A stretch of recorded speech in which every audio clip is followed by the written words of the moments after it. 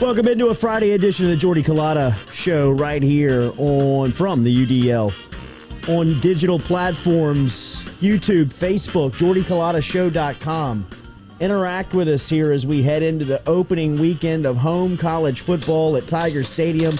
We will be out there tomorrow. Sorry. Sure stinks. Sorry, bro. Noah's going to be out there. Ron's going to be out there. We will have a crew out on Tiger Stadium, at Tiger Stadium on LSU's campus. Lizzie, you in? You out? What's your deal tomorrow? I'll be there. I'll be out there. You going tomorrow? Y'all were saying 12 o'clock is too early to get out to tailgate. I say nay, sir. I will be out there. Going to the party box. We're setting up around 5 o'clock tonight. Wow. And we'll go get this thing right. And I'll be back here after half. You going to bring you some... we're going to do a little jersey swap. gear? Yeah, we're going to do a jersey swap. You're going to load up gear tomorrow? Yeah, koozies. Seth Galina is going to be here at 7:30 this morning. He is from the Too High podcast. Great we will name. talk to him about what his thoughts of opening weekend, how that was. LSU obviously coming out of Pasadena, going into Tiger Stadium tomorrow night with some of the things that he's looking for. We'll also talk about some of the big matchups on the docket for this weekend, like Ohio State hosting Oregon, Iowa and Iowa State clashing early here in week 2 of the college football season. Texas and Arkansas probably the biggest name brands meeting up in the Southeastern Conference, and then LSU, of course, hosting McNeese this weekend. Slate not overwhelmingly good. Well, they blew the load on week 1. Yes. That's what they do. Then it gets you ready for, That's right. a couple of, you get the mediocre games and you get into conference play. But not a bad week 2 slate. I think Arkansas, Texas, sneaky upset alert, I would say, for Arkansas to maybe jump on Texas while they're hot. And the NFL season gets underway last night with an instant classic between Dak and Brady as Tom Brady and the Buccaneers outlast Dallas. Get a kick from Ryan Suckup at the buzzer to win the game last night, 31-29. What a way to start the NFL season. I guess you can have a down slate of college football games when you got Sunday to look forward to as well, as the NFL will be kicked off. Just ride the wave, boys. It's going to be awesome. Football's back. Yeah, football is here. Football is here. I guess now until February. Now until February, we'll have football. So welcome to it, ladies and gentlemen. Go Chevrolet drives us every single day here on the Jordy Culotta Show. Make sure and check out Lee Carney, Nick Richard, the entire crew over at Go Chevrolet. Always taking care of you with your best interests at GEAUXChevrolet.com. GEAUXChevrolet.com. Get in touch with all the crew over there at Go Chevrolet, as they're in LaPlace, Louisiana for brand new cars, and then their used car lot is right here in Baton Rouge, located on the corner of Florida Boulevard and Sherwood Forest. Whoa, bro. You good? Okay. Well, so Seth Galina, 7:30. 8 a.m. we get a 6-pack of winners from Ben Mintz, and then Nathan Velasquez talking some of the latest from Hollywood coming up here at 8:30 this morning. Looking forward to that. Speaking of last night's game, Tom Brady, as we said, down 1 point with 1:24 left. As the 44-year-old quarterback brought the Tampa Bay Buccaneers back. That was the 49th time he had done that, a game-winning drive. He is only behind Peyton Manning and Drew Brees, who are both retired now. Dak Prescott threw for 403 yards, 3 scores for Dallas in his first game back after suffering last season's gruesome ankle injury. As good as the game was, everybody in this area of the country and national football fans talking about Drew Brees' hair and how that appeared before the game. I've got it right here. What does that look on Brees, bro? It looks like a toupee. It's like I was saying before the show, it's like a little Lego piece. They just plopped it on his head. They took it from Jason Witten, took it off his head, moved it over to Drew Brees' head, and popped it on his. The rotating hair. It was a strange look for Breezy last night as he made his NBC debut on Thursday Night Football. He has to know he's going to shock some people. Got to be. That it's going to be trending news that is like, well, you didn't have hair. Because look at this picture Jeez, dude. Look at this. I mean, he's got like waves in it. I mean, yeah, he's got a fade. Like now he's got enough hair to have like an actual haircut. It's unbelievable. Breezy. Always said he was a little bit of a fake. I mean, this goes into it. Does this count as fake hair if it's your own hair? Yeah. I mean, he had to get surgery. Yeah, he had to manipulate that. Yeah, you know but what it's I mean? still Like, hair from his body. He had to make that happen. Would you do it if you could? No. It's like if you did it. If you came it here would with be. one right. day. People would be like, holy shit, Culotta. What happened? Go back. Go back. Go back. You have hair now, man. Look at that transition. I mean, look at Breeze's hair. I mean, he's got a legitimate comb over the top of the middle part of his head that covers up his dome. I mean, would you think, is it the helmet? Does the helmet just not allow it to take, and then you just wait, I'll get plugs and never, I don't have to worry about it anymore? Helmet's got to be a part of it, like catchers, baseball catchers, you know, like they have problems with this. Even baseball players wearing hats. I mean, we've got Kramer on, and he's saying no, but it looks like he's trying to cover up saving. a lot. He's saving. But yes, I had to imagine that Breeze was getting some pushback on social media, feeling that heat, because everybody was talking. Everybody was like, "Whoa, it's shocking, dude!" And then you make him go out there and cover Tom Brady in his first game after Tom Brady ended his life. I love that. He's like, "Oh, Tom looks good out here. Yeah. 45." Feel like I could get out there and still wing it. No, you can't, Drew. You cannot. Stay with us. Somebody should have told you that a couple of years ago, buddy. Or he'd be playing for the Saints. Yeah, that's right. Exactly right. You don't want to talk about it. Seth Galina, as we said, coming up here at 7:30. Looking forward to talking to him about about the football weekend, as we will talk about LSU McNeese. Shout out to our crew over here. Remember, our coffee daily is provided by Majestic Coffee, Majestic Brews, DeliciousSips.com is where you can get in touch with Majestic Coffee. True Blue Water every single day, TRUBluewater.com is how you can get on the delivery today on the delivery route. And all of our guests, which all will appear via the phone line today, are compliments of Metropolitan Health Group. Real Doctors, Real Solutions from Charles Harvey and Jason Ramazan. Get in touch with that crew over there. Our spice is Papa Earl's, as you can pick that up at local grocers, as grocery stores like Rouse's, Calandro's, High Neighbor, all of the locals here around the area. Stop in and pick up your Uncle Earl's today, or excuse me, your Papa Earl's today, as it has got 30% less sodium than the competition. And then Capital City Soul, our music coming in. Shout out to Capital City Soul. They are great for wedding parties. They're great for private events, and they've got a fantastic website if you need entertainment. Yeah, that's exactly right. That tune right there, that is Capital City Soul, online at capitalcitysoul.com. If you need a little ditty for your podcast, they can do that too. Absolutely. Absolutely. Still, people were reacting yesterday. It was funny to hear some of the fallout and some of the reaction from some of the comments that were coming out of LSU's players on Wednesday afternoon during the media availability, when Ed Ingram and Liam Shanahan really shocked, I thought, a lot of the press and the people covering LSU football, just because of how rare you see those types of comments make it to the public. Evan Ingram coming out and saying that they were tired and out of shape. Liam Shanahan coming out and saying that they were seeing some fronts and some things that they just weren't prepared for and weren't expected to see.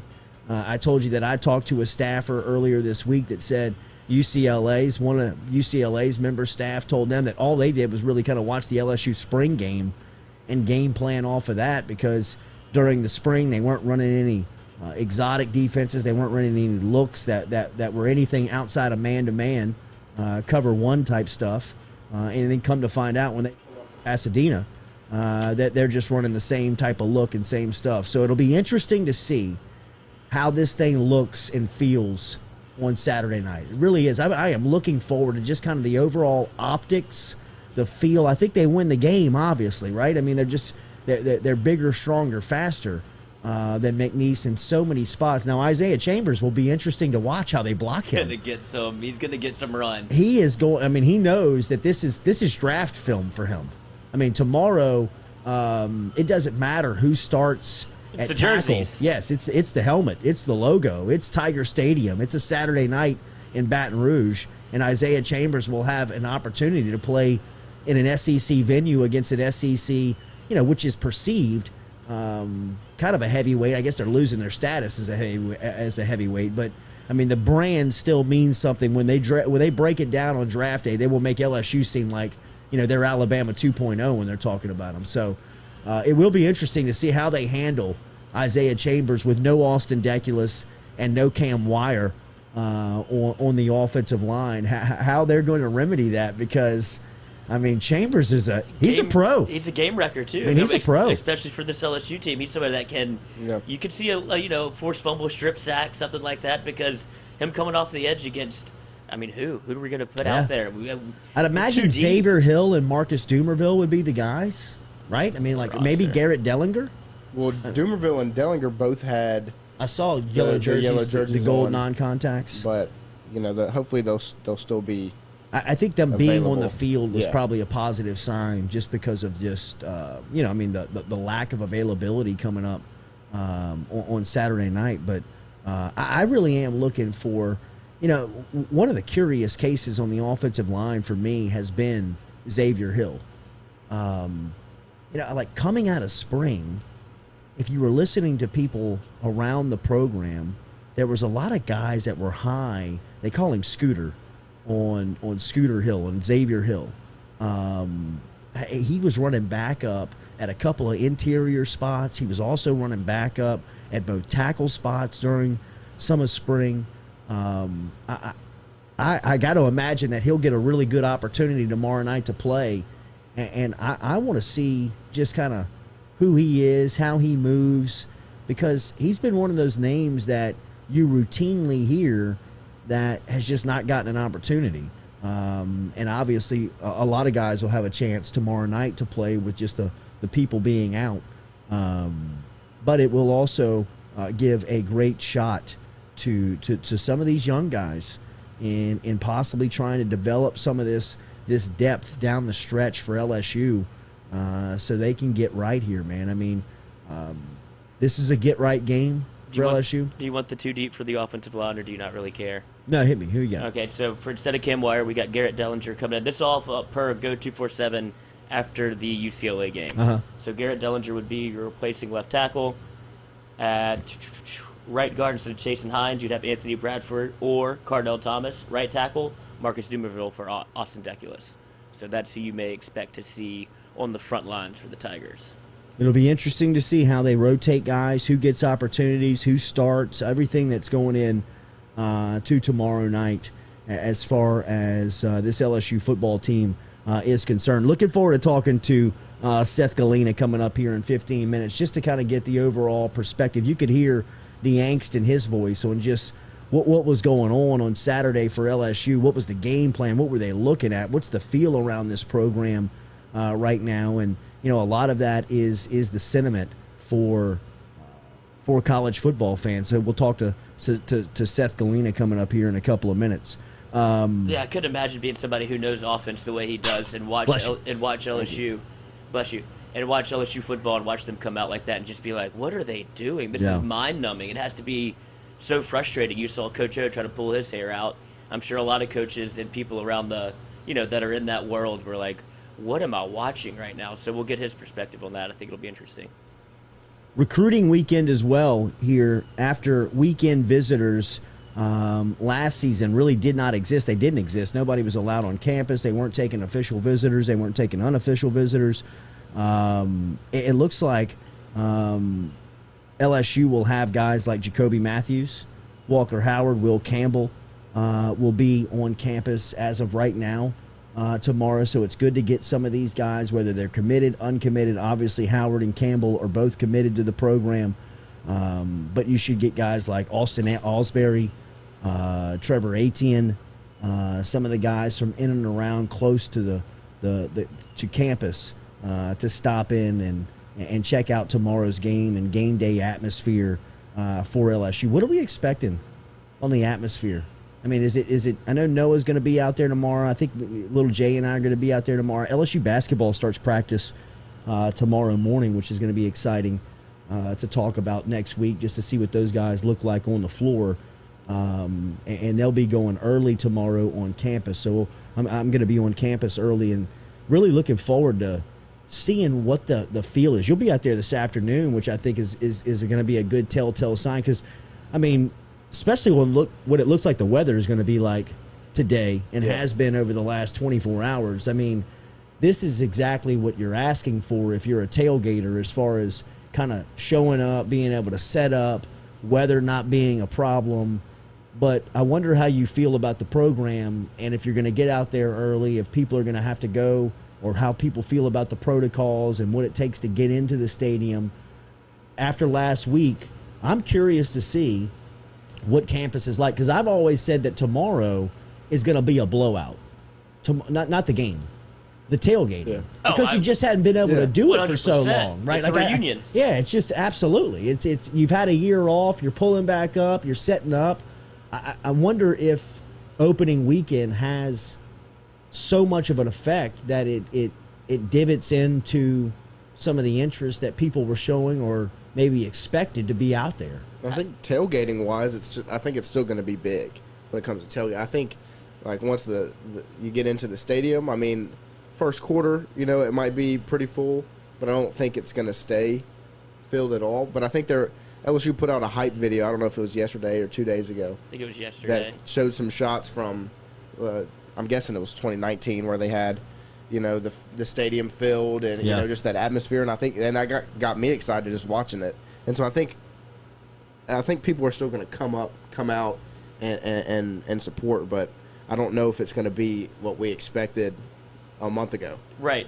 I absolutely think that the parade ground and the tailgating will be a circus. I think there's going to be gobs of people on campus for the tailgating, but when it comes time to make that trek inside the stadium, I don't see any more than 75,000, 80,000 in there. And that's just for the first quarter, like you said. Yeah. I think people are anxious to see what the offense and defense will look like, see what changes are made, so that might get some asses in the seats. But if it's same old, they're going to get their booze in and roll. And then if it is, something exciting and LSU rolls 21-0 first quarter, then they'll be out again too. But so it's just one of those things where everybody gets together. I think campus will be popping, weather will be nice. It'll feel old LSU nostalgia because somebody's been able to tailgate for 2 years. So I think that'll bring everybody together. But once you have to hit that barrier, you'll lose some people that'll just stay out and tailgate on campus. And then depending on how the game goes, I think people leave either way. Yeah, I wonder how much the protocols at the gate is going to turn people away. I think that was my big thing for the protocol. If LSU was rolling up 4-0, 5-0 with Florida come to town, people were getting that jab to go into Tiger Stadium. But now they're 0-1 and the season is in dire straits. I would imagine that. Shoot them up. Let's go. Over here, bro. Got a ball over here? Ball right by your right foot. Let's go, bro. Oh. No? No, we can't even see him. Get over here. We need another shot. We need a shot. Hey. Let's go. 3, 2, 1. Oh, the pressure. The pressure. It's a Friday. Stretch it out. Get loose. Got the messy hair going. Get it? Uh-oh. We're stalling here, boys. Lost the ball. We're stalling. Get the ball in. You got an inbounds play. Let's go, coach. All right, Jordan. 3, 2, 1. Oh, front rim. He did beat Dad and Horse yesterday. Oh. Personal life leaking into the show. But no, I don't think people are going to want to get the jab because what are you going to watch, really? Right. What's the point? So I think it would have been different if LSU shows out. Maybe if they roll up, stack up these wins, you might see some people, because you can get vaccinated on campus. They're letting you get a shot out there. Really? Yeah, there's a lot of, and you can get your vaccination card checked. They have triages set up to where you can check in, so it won't be a disaster at the gate. So they're planning this properly. Yeah, because I've seen some shots from some other stadiums that it just looked like, it was a mob trying to get South in Carolina? and get every, Oh my God. That South Carolina scene looks scary, man. It scared me. I was like, is that what it's about to look like? I'm out on that. Oh, for I don't sure. deal with that. Crowds like that stuff freak me out, man. And being even on the outer edges of stuff like that, I'm like, let's get out of here, man. I'm not dealing with that What stuff. do you do do you not go to music festivals or anything like that? I do, but I stay on the perimeter. I mean, you'll You're not never getting catch me in you're a not mosh pit. moshing? No way, Oh. man. I mean, some of those scenes from like Bonnaroo and Jazz Fest and some of those mosh pits on the weekends. Yeah, Austin Music's Austin City Limits. Yes, man. That's just not. I'll stand on the back. Yeah. You know what I mean? Like, It does get overwhelming in the middle of that thing. We went a couple of years ago for Outcast, and we had some girl and her boyfriend. They had pulled an epic scheme where we have to. She lost her EpiPen. She lost her EpiPen, and they're snaking all the way to the front with this story. And I was like, prove it, pass out. And they finagled their way all the way to the front with this EpiPen. That's pretty good. It is. I'm gonna have to use that one. That's a pretty good one. Yeah. Beautiful day out here. It's football weather, man. Golly, it feels good. We're actually doing the show today with the door open. Top down. Jeep weather. Yeah, it is Jeep weather. Too bad we'll never get one again. So it is going to be interesting to get out there tomorrow. NFL start to the season last night was fantastic. Oh. It was fantastic, man. I thought Dak and Brady put on a show. Dak throwing for 400 yards. How good is he going to be? Dak is legit. He looks like an MVP candidate. with all the questions going into the season, and everybody's like, is he going to play? And then he comes out and does that. Shines. It's just... They had to bring the ankle. They had to show the video again. They can't get off with it. And they're just like, oh, here's the Well, quick. I mean, did you see Hard Knocks? Yeah, that's how they started that's that how off. they started the series. It's just, God, don't need to see it anymore. They sneak it up on you, too. It's just like, pop, here you go. Then you saw another one with the yellow. Greg the Leg, Greg Zerline, really cost it for Dallas, man. That's the guy from Los Angeles that kicked the game winner in the Nola no-call game. Started his career with St. Louis. Los Angeles was a little tight. I mean, that PAT he missed early on. He kicked it out of the screen. I mean, he also squared up on like a 33-yarder before that he shanked left. I mean, me and Jordan was like, whoa. Greg the Leg, what happened? Yeah, I mean, Greg, you got the Bucks? I mean, he looked like he had played the game. I wish he would have. Killed me. But what an instant classic in week one. Something to look forward to in this NFL weekend. Saints and Green Bay obviously going to be taking place from Jacksonville, but week one of the NFL slate, it's a hell of a start. Could that have set up any better for the NFL? Let those boys go out there and chuck it 100 times. Not a lot of penalties, no taunting calls. It was just a great, like, watching the game. There was one taunting call on the offensive lineman, bro. Are you kidding me? He got hit in the face. He got slapped. I was like, what are we looking at? Well, I guess he must have said something. That was bizarre. But other than that, I guess they had to, get one in there, let them know you can't do everything that you want. But I thought it was a smooth game, and it looked great. It did. Letting Dak and Tom sling it. Yes. I mean, Antonio Brown looked great. What a steal. You knew that was going to be. I mean, you knew once he got settled in that he was going to be just a great piece for the Tampa Bay Bucks, man. You saw why Tom Brady fought so hard for him. He's like, no, he can live with me. He wanted him in New England. Got him in New England. New England couldn't deal with it. He threw him a touchdown in week one. He threw it to him 15 times in week one. Like, he was like, I'm giving him the ball. And then you saw him, so he could get his bonus, throw it to him again and, like, keep force-feeding him. So they have a relationship to the point where he moved in with him. He moved in with Tom Brady. He's like, look, I'll get you right. Moved in with him in Massachusetts and in Florida. In Tampa. And you can see why Tom Brady wants him. He's an absolute weapon. I thought Leonard ran the ball well last night. What was Leonard's stat line last night after his performance? Still struggling to catch the ball, as he did have a drop. 9 carries, 32 yards, had a 3.5 yards per carry average. He had 5 catches for 27 yards last night, but did have a drop on an interception last night that caused a turnover for Tampa Bay. Tom threw it too hard. Fired it at he him. does fire. I was hoping Leonard would come out wearing 7 and then just run all over everybody. Go wild. He looked good in it though. He looks good. He looks good. He just got to get he doesn't have any vision. He just runs straight. He's just going to bang. You know what I mean? Like, he's just going to hit the pile, run into the wall. Yeah, he wants the contact. I love the 1-2 punch of him and Ronald Jones. I think they're a nice, really complementary set of running backs in the NFL. I mean, they almost have a similar skill set, but they have a different skill set. You know what I mean? Like, Jones can play power back if he needs to, but he's got some more shake to him. He had a big fumble last night.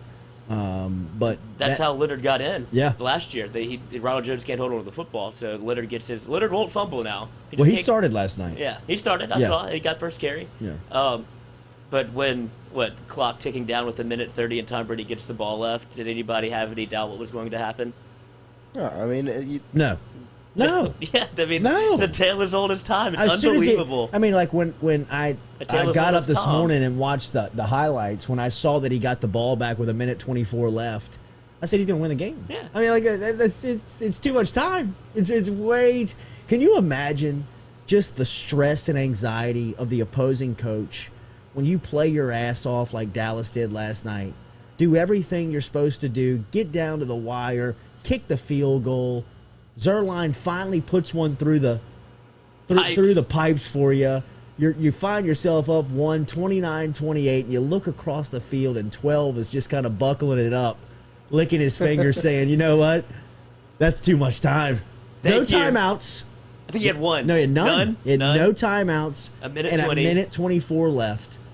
And just cuts him up. Surgeon, bro. And the thing about him, and if you watch all his teammates after the game, they make the remarks on it. He's just so cool. Everybody plays and feeds off of that. Yeah. Really, that is so infectious as a teammate when you have somebody that can just calm the nerves. Because all it takes is one drop, one fumbled snap that you pick up that you get sacked on, one just minor mistake that can blow the whole thing up. But he just plays that thing like he was back in 2001 in the Superdome. In the backyard. Remember when he spiked that ball in the game-winning drive in the Super Bowl? You may not remember this. No, you may not have been alive. What year was it? 2001. Wasn't alive. Bastard. Great excuse. But in his first Super Bowl win, same type of deal. Kurt Warner hits Ricky Prohl in the sideline for a touchdown that puts the St. Louis Rams up finally in that game. They were huge favorites. Brady gets the ball back with not a lot of time left, and he makes a couple of passes, and they need to stop the clock, and he spikes the ball, and he catches it, like with one hand. Like in that setting, he's like a rookie. Or he's not a rookie, he's a very young player in the NFL playing in his first Super Bowl. We came in halfway through the year. Yeah. And I remember whoever was calling the game said, wow, look at that. Look how cool and calm he is in this moment. Now, he was not Tom Brady. He wasn't even close to being Tom Brady. Yeah, right. I mean, no, he's like, that's the one where he's pointing at his sister. Like, can you believe this? This is unbelievable. Me? But it looked very, I was thinking last night and watching it, like, that looked very similar. It felt very similar to a young, cool, calm Brady, and he's just never lost that quality, bro. And that is, to me, what makes him the ultimate teammate. Like, even if you're a defensive player, like even like Ndamukong Suh watching that, or like Jason Pierre-Paul, you got to be sitting there thinking like, we're gonna win this thing. Yeah, this guy's just too crazy. It's too overly calm. His nerves are sociopathic. Yes, man. I mean, it's almost as if he's in the backyard doing this. And if you're on that defense, you have to go. If we can hold him to a field goal and get Tom the ball back, we're gonna win this some bitch. Yeah, absolutely. And so just hold him, and that's what they did all night. They kept holding him in the red zone to field goal after field goal. And then you talk about being cool or calm or what have you. Or reminds me of Joe Montana, whatever. They're in the Super Bowl and they're breaking the huddle with 2 minutes left before the drive. There's John Candy. And he's like, "Is that John Candy in this stand?" You're like, "What are you talking about? Right. Let's go, boys. Let's go. Good Absolutely, line. we're about to win this thing. All right, Daily here. We are brought to you by Advanaclean. Remember, get in touch with Advanaclean. Bradley Lynch and his crew over there. Water, fire, or mold damage. If you have it, smell it, see it around the office or house, let Bradley Lynch over at Advanaclean help you out right now. Great experience. I speak on firsthand accounts here. Lynch is fantastic at what he does, man. Very easy to work with. Extremely easy to work with. You see mold damage, fire damage, you got water damage around the house. Get in touch with Advanaclean. Online at Advanaclean.com. Bradley Lynch and his crew do such great work. Let's talk to Seth Galina of the Too High podcast and Pro Football Focused next coming up here on the Jordy Culotta Show. We'll ask him a ton about college football. He hosts the college football podcast Too High over there on PFF. We'll talk to him next here on the Jordy Culotta Show. Driven and powered every day by Go Chevrolet.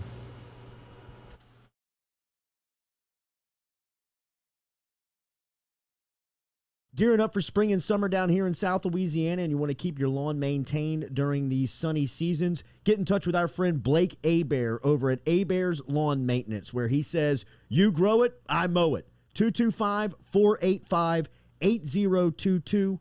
225-485-8022 is where you can find Abear's Lawn and Maintenance, the official lawn and maintenance company of the undisclosed location. Papa Earl's, the fine spice, originating right down here in South Louisiana by our guy Mark Pop Norman. Developed it back in 2018 and won Amazon's Newcomer of the Year in 2019. They pride themselves in having 30% less salt and sodium than the leading brands at the same price point. You can find them locally. Look for Papa Earl's at Rouse's, Calandro's, Mathern's, High Neighbor, and more. True Blue Water, true hydration at its finest. Right now, you're only a few minutes away from getting your 5-gallon water delivered to you, just like we are over here at the UDL. All you got to do is log on to truebluewater.com. That's TRU, bluewater.com. The website's fantastic over at truebluewater.com. You can get your service and find out how quick it is. You can schedule a delivery, even hop on the billing system right there at truebluewater.com. TRU, bluewater.com. 7, 6, 5, 4, 3, 2, 1. You'll never have the sacred stone. Oh, this you crazy mother.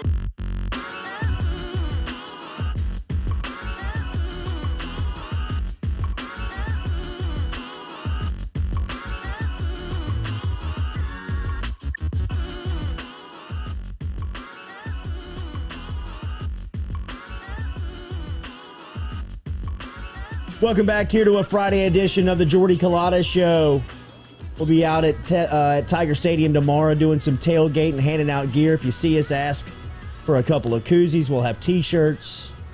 Hopefully everybody will be enjoying the day. Stickers. It's going to be a beautiful day as sun is coming up here in South Louisiana. It looks like it's going to be a fantastic day to start your tailgating and get out to LSU. We'll see what the response is tomorrow after falling on their face in week 1 out in Pasadena. Seth Galina hosts the Too High podcast, which is a fantastic name of a podcast. He's also over at Pro Football Focus. He's a senior football analyst over there. Tons to talk to him about. If you have not checked out the podcast, it's brand new. In fact, I think they're just 3 episodes in, and the information is fantastic. Make sure you subscribe wherever you get your podcast from. Check him out, and you can check him out here on the Jordy Culotta Show as he's joining us now. Good morning, Seth. Thank you for your time, man. Yeah, anytime. I'm excited to talk to you guys. Brady and Dak last night, before we get into the college stuff. Brady and Dak last night, an instant classic to start off the NFL season. What'd you make of last night's game 1 of the 2021 NFL year? Yeah, why does Brady always just win at the end? It's unbelievable. Just always has the run. It's unbelievable. It just doesn't make any sense anymore. And I will say Dak, and you look kind of slow out there. Like maybe the ACL thing is still a bit of an issue, but you always think that he can get around. He can run those zone reads. He can get out and scramble, and it didn't really look like he could do that much. And yet, I mean, he looked like he's going to be the best quarterback in the league this year.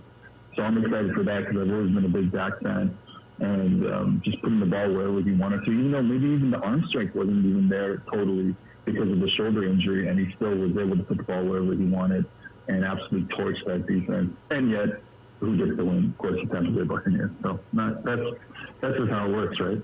How do you explain Brady's arm strength at this point? I mean, when he uncorked that ball before halftime, he almost threw it out of the stadium. It felt like when he let it go, and then it cones down to fall right in the back of the end zone. But, I mean, that was almost a flick of the wrist for him. Yeah, I mean, I don't think I think I'll get in trouble if I say what I really feel about But the one thing I will say is that, he's kind of like we talk about all these freak athletes all the time. Julio Jones is a freak athlete, and Aaron Donald is a freak athlete, and all those guys tend to go in like the first round and stuff. And I think when you really think about it, even though he's a 6th-round pick, and even though he's a quarterback, he can't really run around. He's 6'5", whatever, 6'4". He's kind of a freak athlete when you think about it. And it's like now, hindsight is 20/20, but you're seeing what he's done in his 40s and even in his late 30s. Like, I guess that's, of course, again, the other answer is probably more truer than that, but he kind of is a freak athlete. No, I know what you want to say. We are riding with you. Shotgun there, brother. I don't think we're breaking news. Yeah, Seth Galina, the co-host of the Too High podcast over at Pro Football Focus. An excellent listen. Checked out the latest podcast, and right around the 39-minute mark, you guys start talking a little bit about LSU, UCLA. We were out in Pasadena. Obviously, beautiful atmosphere. Once the game kicked off, it was evident that LSU was not ready to play. What did you see last week at the Rose Bowl from LSU's opening game? Well, I'm hoping that, I haven't had my first coffee of the morning yet, so I'm hoping I don't get too riled up again talking about it. But right. I don't know. Once I start going, it might be rough. Yeah, I just thought that at the end of the day, there just wasn't enough help for the players. And look, LSU recruits better than UCLA. To a certain degree, they should kind of maybe be able to just get out of a game like that, where maybe they can just roll over a team like that. With that said, UCLA, Chip has kind of built something that's pretty nice there, and I thought that they, this is what I wrote on Twitter, like they had these game plans where it was like, hey, we used to talk about this. I don't know if you guys remember. We used to talk about this with Michigan and Ohio State in the 10-year war period, where it's like every day we're going to do something that beats Michigan. That's what Ohio State was saying in the offseason. We don't care about Minnesota. We don't care about Purdue. Every day we're going to do something that beats Michigan. And it's not like UCLA had that game plan for LSU, because what they showed against Hawaii was absolutely bare nothing. And then they're able to get out of there with a W because they're just better than Hawaii. And then they can come against LSU, and obviously it's a big game. They're getting all of you guys in the Rose Bowl. They're at their own stadium. And it was completely different. I mean, Chip was showing a lot of kind of like classic Chip, Oregon Chip, 4 receivers on the field, everyone spread. He's got a very simple run game, QB in the shotgun. Pretty simple stuff.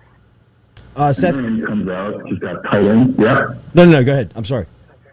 Yeah, and then he comes out, he's got tight end, and he's got motion, and he's got this, and he's got that. And it's like, wow, that's they didn't show this on tape. In fact, they haven't really shown this on tape in years, Chip Kelly. Right. And what does LSU do in response? They play same coverage every time. Every time it's cover 1, man coverage. Now, they would rotate the safeties and try and play with like a robber safety sometimes, and sometimes it was the Mike linebacker. But at the end of the day, it was man coverage. And then it was man coverage again, and then it was man coverage again. And it's like, yeah, I get it. This is LSU. This is DBU. And you happen to have the 2 best defensive backs in the country, or 2 of the top 10 in the country on the outside. But where did the ball go?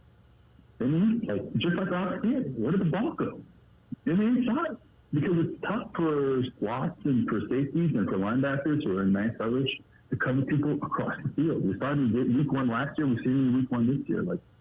If you only playing one coverage, and I said this, Aranda played a lot of man coverage, a lot of cover 1, but he also switched it up. He had two base defenses. It was cover 1, and he had his press quarters where at least they were playing a cover 2, cover 4 system on the inside, so you could pass reps off.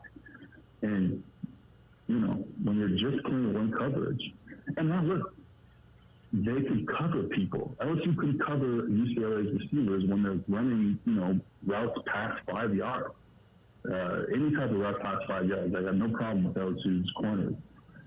But once they start running plays to defeat man coverage, because they're in man coverage, that's the problem. For me, I just don't understand, because it's like, we made this excuse last year for both comedians saying, wow, hey, look, he's new, they couldn't get the whole system in, they're all bozos there, they don't understand defense, they couldn't understand both Pelini's defense, so you can only run one coverage, and then the same thing happens in the new defensive coordinator this year. So it's like, I'm not really, I told you guys I didn't want to get riled up, but here we go again. I just don't, that's what's confusing to me. Just on defense. I mean, we can talk with the offense if you want to, but I don't know. I might get even more right. No, it is alarming. It's frustrating. It is definitely at some point it's very, you want to be inquisitive of just what the hell's been going on, right? I mean, I talked to a staffer earlier this week, Seth, that said they had exchanged some text messages with a mutual friend on the UCLA staff, and the UCLA staffer told the LSU staff member that all they did was watch LSU spring game. I mean, because LSU they weren't running anything exotic in the spring. Durante Jones was new. They were just playing man press, and they were just running some crossing routes that were getting people open back in the spring. And he said, we just kind of looked at that and said, let's see if they've made any changes. And I mean, they never got out of it. They never were able to adjust within the game to fix anything to make it work. People are on Ed Orgeron's ass down here. What do you see it from your vantage point? How do you see it from your vantage point from the leadership standpoint? Yeah, it's tough because, look, like I'm an LSU fan, and we're always going to have 29 teams. They can't take it away from us. With that said, we wanted to believe that 2020 was an aberration, and it still might be. Like, it's only week 1, but they're 5-6 in their last 11 games. Mm-hmm. Like, this is a team that recruits in the top 5 in the country every year. Yeah. So, like, at some point, like, okay, what are we doing here? We can't just keep being like, well, 2020, Bopany, and, Edinger was in Lenahan, and oh my God, everyone can do it, and whatever. This is not real, and Miles got injured, blah, blah, blah. It's like, okay, but at the end of the day, this team should beat a lot of the teams that they've lost to so far. And again, we want to believe it's an aberration, except, losing 6 of the last 11 games and not looking very good in a lot of those games. Again, they can right the ship. There's still a lot of big games left on the schedule. But as of right now, it's like, I don't know if this is a good program anymore. And you got quote unquote lucky that, it just so happened that the greatest quarterback of all time just fell in our lap. Right. But it's like, other teams are winning games with players like Max Johnson, who I really like and who I think is going to be a good quarterback. But it's like, you're also not really doing him any favors on offense. You're trying to run the Joe Burrow offense with someone who happens to not be Joe Burrow. Right. So it's like, from like the top down, it's just like, it's ugly right now, I find. No development. That seems to be the common theme when you look around. As you said, they recruit at such a high level. They're competing against Georgia, A&M, Alabama for these recruits. And some of these guys are choosing LSU over these schools. And that they've been on campus now for 2, some 3 years. And they've either not played, or when they do get on the field, they do not improve. And I think that is a direct line to coaching. Alabama last weekend, it just looks like it is a machine. But when I watch Bryce Drew play, I wonder, he looks like that could be the best quarterback that he's had there. Yeah, he looks really good. I mean, just like a clean player. Yes. That makes sense. Like, yes. Smooth. He looks in the pocket, and he gets the ball out on time, and even like not just like his footwork, like when he's like throwing on time and stuff, but he's able to like move around in the pocket. The one thing I'll say about Alabama, and like comparing it to LSU's offense, like it sucks. It sucks that Alabama, of all the teams, is saying, hey, wait a minute, these are all the things that we can do to help our quarterback. Even though we recruit great quarterbacks. We recruited Tua. Mac Jones turned out to be a good quarterback, obviously not a high recruit, but and now Bryce Young, a 5-star kid. We're going to do all these things that help our quarterback find our open 5-star receivers and get our 5-star receivers open. I've never seen as many double moves every play to get a guy open down the field. And they're running jet motion, orbit motion, they're just any kind of pre-snap motion to get guys, away from coverage. And they're, the second play of the game, I think, they run like a fake orbit and by like Slade Bolden, he comes back across and and all the Miami's eyes are down and they get the crossing route open down the field. Like, did you see LSU do that? I didn't see it. Right. I saw LSU line up and 2-by-1 and 2-by-2 and try and have Max Johnson lead the defense time in, time out. Against cover zero, against pressure, against this, and like Alabama, like again, preface by saying that I'm an LSU fan, that's why I'm getting upset about it. But it's like, why does Alabama get to do that? Why is it Alabama that gets to say, hey, we came in here and with Lane Kiffin and then Steve Sarkisian, we get to just run a modern college football offense that helps our quarterback, even though we have really good players. And then you watch them, the offense against Miami. Did you see a Bill O'Brien, Houston Texan, New England Patriot offense? No, you saw the Alabama offense. Right. Where they're saying this is what we do now. We're not putting this all on the quarterback, which would be like kind of like what a Bill O'Brien offense would be, or like a Doug Marrone offense is there now. Running the offensive line, it's like this is what they do now. Kind of like what Lincoln Riley does, like all this movement, all this play action to get guys open across the field, and LSU is running triple slants every play, and asking the quarterback to breathe and process and I think Mac Johnson is good. I think he's pretty accurate. I think he gets it to a certain degree. But it's tough, man. Every play to say, okay, go 1 to 2 to 3, 3 to 4, get to the check down. It's like, this is hard. He's 19, he's 20. Like, tired. Seth Galina, Pro Football Focus, Too High Podcast. Check out his work. He is on Twitter and easy to find there as he is at PFF_Seth. Ohio State is hosting Oregon this weekend. That have you interested? Yeah, a little bit. I mean, the Ohio State quarterback was okay last week against a pretty bad Minnesota team. The Bills are better this year, but last year this was horrible defense. And it was okay. And then Ryan Day kind of put it together in the second half and gave him some easy throws. In fact, I think just on screen passes, they averaged 18 yards per catch. So, that's not good. That's like a one-time thing. They're not going to average 18 yards per catch every game on screen passes. But then on the other side, Oregon didn't look so good against Fresno State, who is a very good non-West team, who is going to compete for the title in that conference. But Oregon should be a lot better than that. So that's where, and I'm not sold on Oregon's quarterback.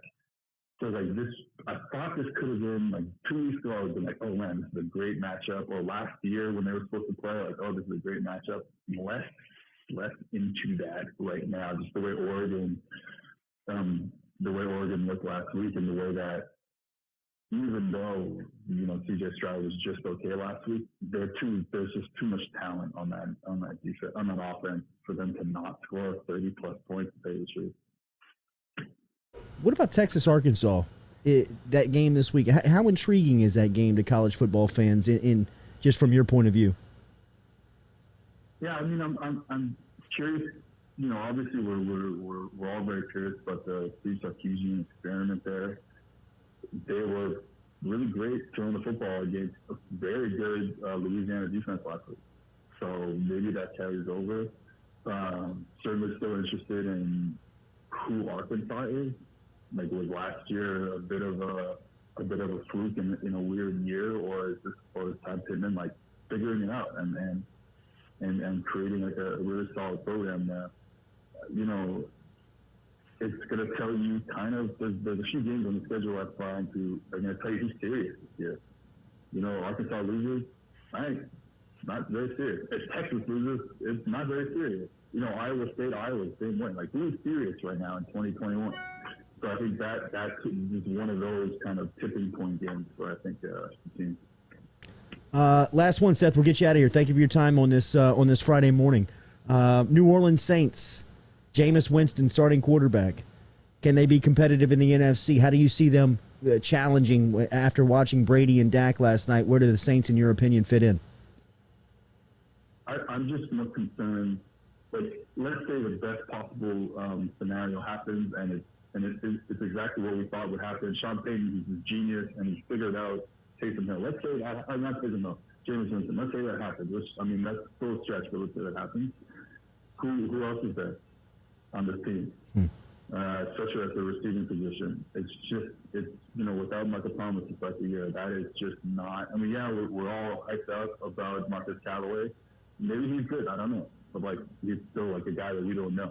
We've tried to force feed ourselves Traquan Smith for 4 years. I don't know. You get rid of Jared Cook. Is Adam Chapman the guy? I don't know. There's so much unknown there. And like I said, it's not like we're guaranteed to get this unbelievably great Jameis Winston. So I'm cautiously optimistic because I still think the defense has a chance to be good. Of course, the issue there with the defense, like everywhere, no depth.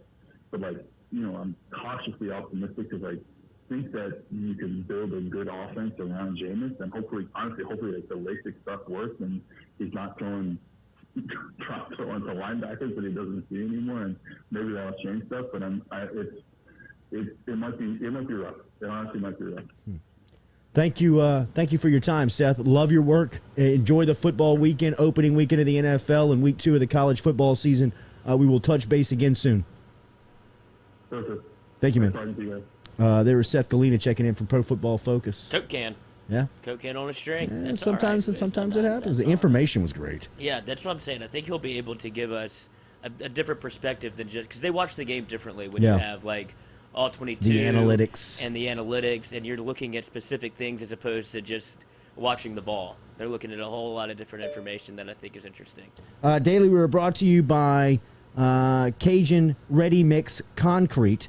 Cajun Ready Mix Concrete, of course, is a proud sponsor here of the Jordy Culotta Show. Just welcomed aboard the entire crew over there. Bradley Cairo, Stephen Cheatham, and Ryan Heck and the crew. Sorry, bro. Cajun Ready Mix provides ready mix concrete products and services to meet all of your concrete needs. You can find them online at CajunRMC.com. That is CajunRMC.com. They have 9 certified plants to service the greater Baton Rouge area, which means that you could get your concrete on time to the exact specifications that you need. High-quality products, grade A equipment, red carpet service, and clear safety standards is what they offer over at Cajun Ready Mix. Online at CajunRMC.com, as you can find Cajun Ready Mix right there and ready to go. It seems as if Dale Brown Court is going to pass today.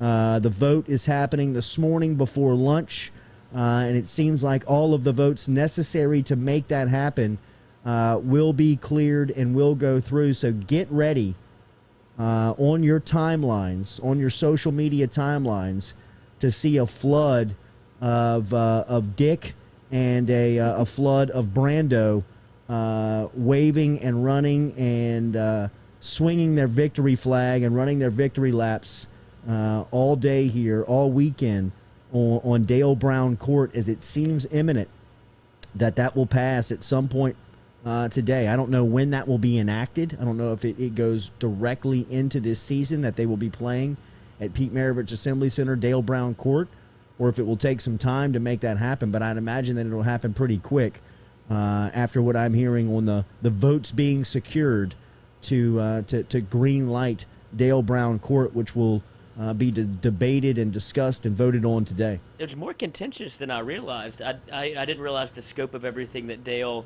had done to upset and ruffle some LSU feathers. Like, I understand the probation and everything like that, but I thought the good outweighed the bad enough to be able to, I guess, get the court named after him, because I guess if you talk about this for as long as they have and push this agenda, at some point you just have to fold, because they're not going to stop. The Dicks and the Tims, that's just there. Once they don't, but they're just going to scream and shout about it until it happens. So you might as well appease the older crowd, and when they're gone and settled, you can scrape that thing up, put Will Wade court. Yeah, that's right. The big win for this seems to be the Board of Supervisors turnover, in which now you've got guys like Collis Temple, who played with for Dale Brown and is obviously has a great relationship with Brown, his former coach, but also some of the other board members that have now aligned to get the votes necessary to make this happen. So look for that at some point today. It seems like that will be coming across our timeline, or coming across at some point this afternoon, that had been voted upon, agreed upon, and will be enacted at some point. The Pete Maravich Assembly Center and Dale Brown Court coming your way, LSU basketball Tiger fans, here at some point today. Daily, we're brought to you by Go Chevrolet, GeauxChevrolet.com. Let me reset for a minute here, and we'll be back with Ben Mintz. We'll give you a weekend full of winners and picks. Who's it going to be? 6-pack of winners. Ben Mintz stopping by in a couple of minutes here on the Jordy Culotta Show, as we were brought to you daily by Go Chevrolet.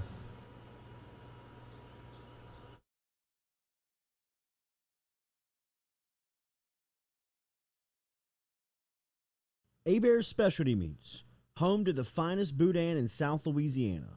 2 spots right here in Baton Rouge and out in Prairieville. Stop in and see them in the Dutchtown Shopping Center on Highway 73, or right here in Baton Rouge on Jefferson Highway. online, abearsmarkets.com, and they're all over social media. You can find them on Facebook. You can find them on Instagram. A-Bears combines perfect seasoning with that authentic Cajun flavor. Find out for yourself. Baton Rouge on Jefferson Highway and in Prairieville on Highway 73. abearsmarkets.com.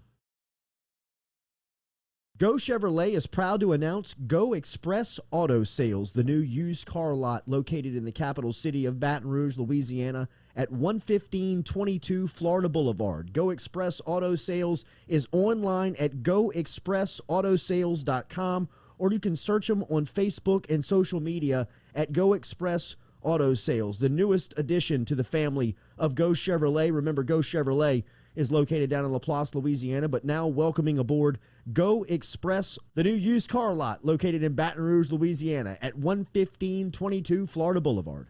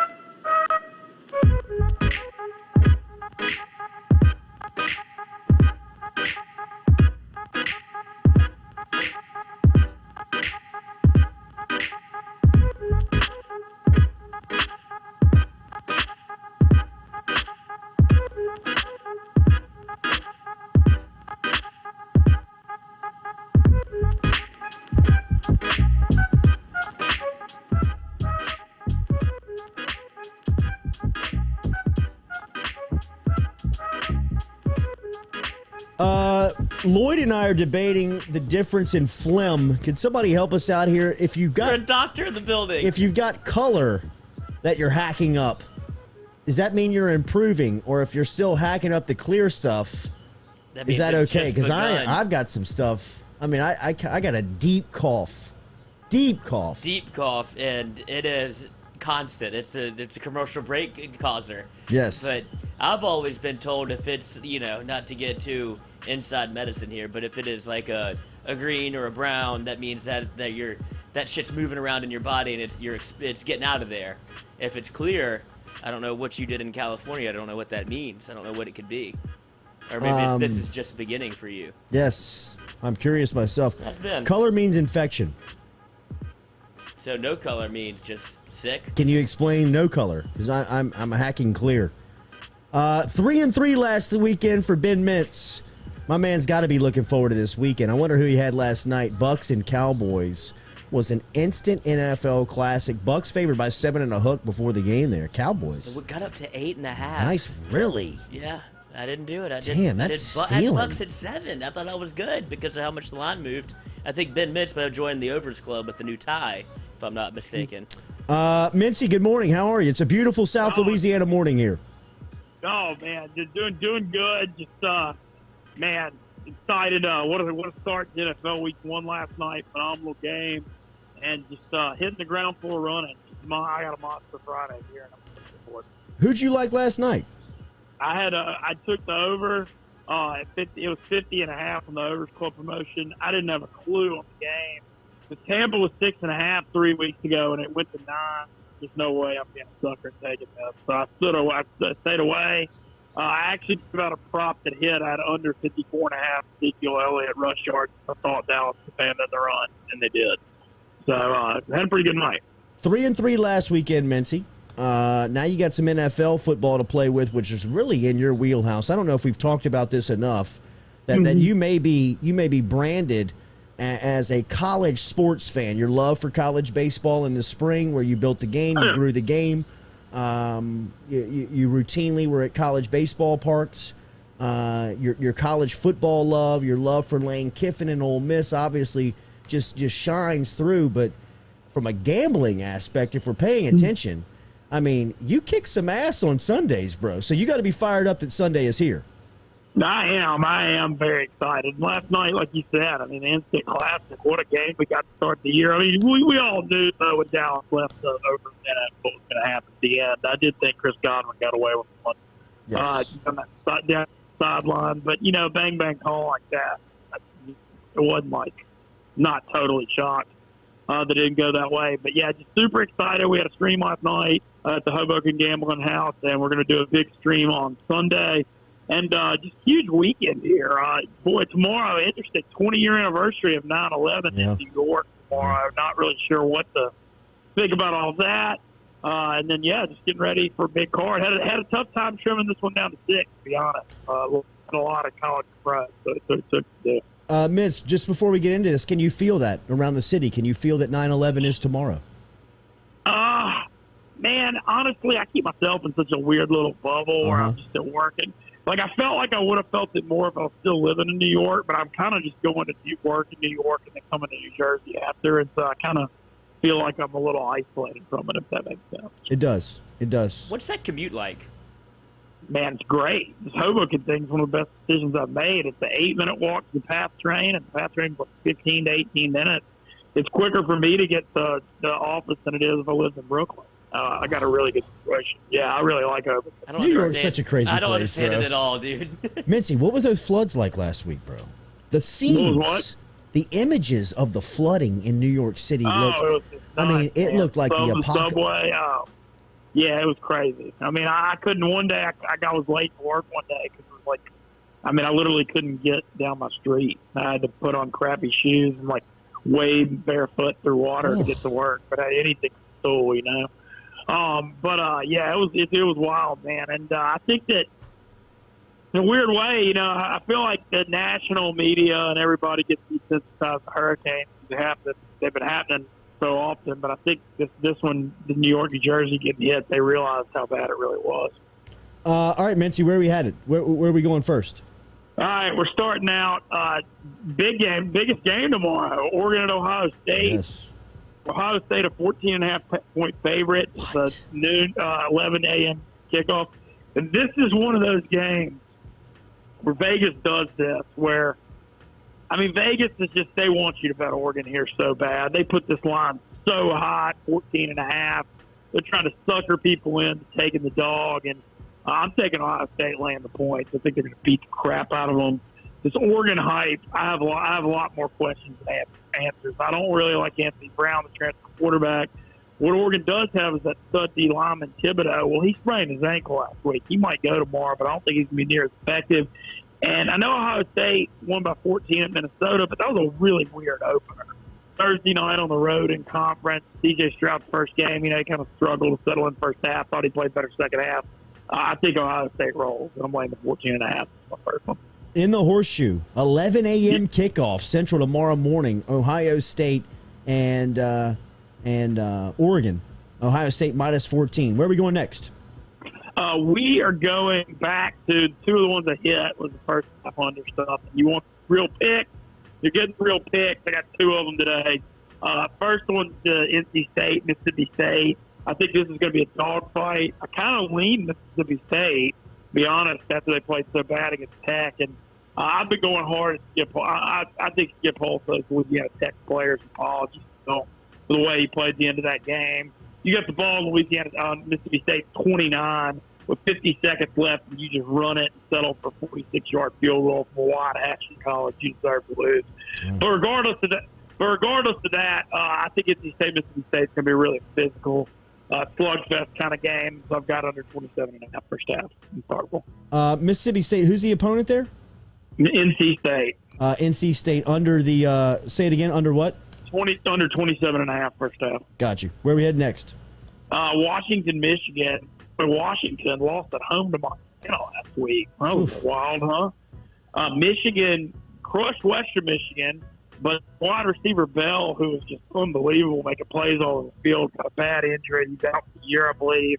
And I'm hearing there's some weapons running through the Midwest. Watch out for that can affect games in Michigan, Iowa, possibly around the Midwest. And so I think we've got another low-scoring one here. And I've got under, I believe it's 24.5 first half on Washington, Michigan. Under 24.5 in the first half of Washington and Michigan. As that is the third play of the six-pack here on the Jordy Culotta Show from Ben Mintz up at Barstool Sports. Where are we heading next? We're going to the NFL. And first NFL game, boys, how about Sam Darnold getting the revenge game week 1? Opening week. And, yeah, man, I really like Carolina in this game. This is year 2 of Matt Rule and Joe Brady. Darnold goes from a nightmare situation with Adam Gase to, with Joe Brady calling plays, Christian McCaffrey, DJ Moore, and his old buddy Robbie Anderson, the Jets. He's got some dudes. I'm not saying Darnold can set the world on fire, but I do think he improves a lot. And how can you not go against the Jets here? Zach Wilson, a rookie quarterback, coming from BYU. He could have a good career, but the jump from BYU's cream puff war schedule last year to on the road in the NFL, I like Carolina a lot on Sunday, -4.5. Carolina -4.5 on Sunday with Sam Darnold, Joe Brady, and the Panthers taking on Zach Wilson and the Jets in Carolina. That game is in Carolina, correct? Yes. And then where are we heading next? Go to Buffalo, where the Bills are 6.5 at home over Pittsburgh. I think this line's come out high for a reason. And I just really think we got some questions. This is Pittsburgh. A lot of LSU fans are going to roll their eyes at Matt Canada offense. We'll see if they shift 140 times every play. But I like Buffalo. I think you can shift all you want if you're Matt Canada. Pittsburgh's got the number 32 offensive line going into the season by a lot of the rankings I've got. That's not good with the veteran quarterback in Big Ben. And I really like Josh. Josh Allen took. The steps he took forward last year were. I've almost never seen a quarterback improve as much as he did from year 2 to year 3. And I think Buffalo comes out and rolls pretty good here, about 6.5. Buffalo -6.5 on Sunday versus Pittsburgh. Final play of the weekend. Who we got, Mintz? We're going to the Green Bay Saints game in Jacksonville. All right. Boy, I'm real curious to see what this atmosphere is going to be like. I know the Saints got a lot of fans on that panhandle in Pensacola and Panama City, and I really hope for the Saints that the fans show out here. I know they're going through a lot being on the road side of Green Bay, a national fan base. You got to expect them to travel too. But I think if we've ever had a difference in the over-under total gambling quarterback thing, we go from Drew Brees, who is pretty much an under quarterback the last few years. All he did was not turn over the ball, throw it underneath, and not make mistakes, to Jameis Winston, who is maybe one of the better over quarterbacks I can remember. And very curious to see the Sean Payton offense getting back, pushing the ball down the field a little bit here. And I think this game's going to get a little wild, and I'm going over 49. Jameis Winston, Aaron Rodgers quarterback matchup we got here. Over 49.5 for the Green Bay Saints game on Sunday that will originate from Jacksonville. So just to recap here for you, Oregon is traveling to Ohio State on Saturday, biggest game of the college football weekend. Mincy likes Ohio State rolling the Ducks, -14 in the horseshoe. Mississippi State is hosting NC State tomorrow in Starkville. He likes under 27.5 in the first half. Washington is playing Michigan tomorrow, under 24.5 in that first half play. Then the Sunday plays. He's got Carolina -4.5, who are hosting the New York Jets. He likes the Panthers there. Buffalo is -6.5 versus Pittsburgh on Sunday. Mincy gave you a little nugget there. The Steelers, 32nd rated offensive line in a lot of the publications that he's looked at here preseason. Not good when you're talking about the front four at Buffalo. -6.5, he likes the Bills there. Then Green Bay and the Saints on Sunday. Over the 49 and a hook is the play there. Mincy, you said you left a lot on the cutting room floor, that this was a tough weekend to get to 6. What were some other games that jumped out? All right, college. I took a long look at Arkansas +7 coming to Texas. Long look at that one. The public's like 90% on Texas, and I know that game's Super Bowl to Arkansas and their fan base. Yep. They were looking ahead to Rice last week, but I know Texas played real well against ULL. But I don't know. I took a look at Arkansas in that one. I took a look at the Indianapolis Colts +2.5 at home against Seattle, just because that line looks really sketchy. But there's just too many questions about Wentz, and Seattle trying to run a new 3-wide receiver offense. Allegedly, they're saying they're going to throw more this year, but Pete Carroll, who the hell knows on that front. But those are a couple of the ones that barely missed the cutting room floor, and it's just not easy to trim it down in week 1. Oh, and then I've got one to look for. I think the New York Giants struggle to score against Denver. They're over under 19.5 total points, and the Giants are Rob Sale, former Monroe and LSU Tiger, new offensive line coach there. But man, he got named the O-line coach like a month or two ago. It was really bizarre after the Joe Judge got rid of the other one for a fight, and they had a couple players O-linemen retire in camp. There's just bizarre stuff going on, and I think they're going to struggle to score a strong Denver defense. Missed you in L.A. last weekend, bro. A lot of your vibes out there. A lot of your Yeah, vibes. believe it, man. It looked everything looked amazing with the football game. I thought the rest of it, the Rose Bowl looked great, Wendell looked great, LSU as always showed out big, and just hate that. I mean, I know y'all probably talk about just a lot of things not to like about that one. Especially just the defense being out of position all game. I mean, watching it on TV, it was just the Pelini thing all over again. Nobody was where they were supposed to be ever. It seemed like it was just kind of hard to watch. Can Orgeron fix it, in your opinion? Man, it's tough because here's the thing with he's not a defensive coordinator or an offensive coordinator, so he's kind of at the mercy of how good his coordinator hires are. Mm-hmm. And when he had he inherited. I thought LSU fans, and they're understanding this now with Pelini, and now we'll see with Bronte Jones. But the amount of disrespect LSU fans were giving Aranda that last year, I mean, Aranda was great, and I thought they didn't realize what they had. They do now, but he hit lightning on Joe Brady. There's no getting around that. But you look at all the rest of them: Matt Canada, to Pelini, to Bronte Jones, and Scott Linehan, and it just is as good as coordinators. And I don't know. It's tough. And the other thing, too, I got to call out, I mean, they got manhandled the line of scrimmage on both sides of the ball. They couldn't run the ball, and UCLA ran it down their throat. And, you don't expect LSU. A lot of talk was O-line and D-line were returning, and I know they weren't great last year, but, man, I didn't think it was going to be like that. I don't know, Jordy. I try not to freak out too much over week 1 because it's like an easy thing to do, but there was just a lot of things to see, and not many of them were good. Keyshawn Butte, quite good, though. Yes, he is. Man. Yeah. He is. How much does this LSU team remind you of Coach O at Ole Miss? Is there any comparisons that we should draw, and is it LSU fans overreacting, or does this seem like a movie you've seen before? This LSU team's a hell of a lot better than the Ole Miss team. Those Ole Miss teams deserve their own. those teams are 3-9. I mean, I don't think this LSU team's anywhere near that level, but I just don't know, man. I really was hoping the big thing. I mean, I still think the offense is going to be pretty good. Durante Jones was their 12th choice as defensive coordinator. Yeah. That's the one I'm worried about. And I know Ricks and Stingley have all the talent in the world, but I felt people are just out of position all over the place. And I don't know. I mean, I'm not saying I'm throwing in the towel on the season over one game or anything, but the 9-3 call I had looks a little rough right now. I think they can still have a winning season and hope they'll improve. But man, there's a lot of improvement that's got to be made. It was a tough one to watch. Benjamin, have a great weekend. Win them all, bro. We'll talk next. We'll talk next week. We'll do. Hey, and on the music run I'm on, I'm going to see My Morning Jacket at Forest Hills, New York tonight. What's the venue? What's the venue? Forest Hills, the old U.S. Open tennis venue. Damn. So, That's amazing. yeah, I got that one. I got that one tonight. So we're trying to live it up here as much as we can. You are.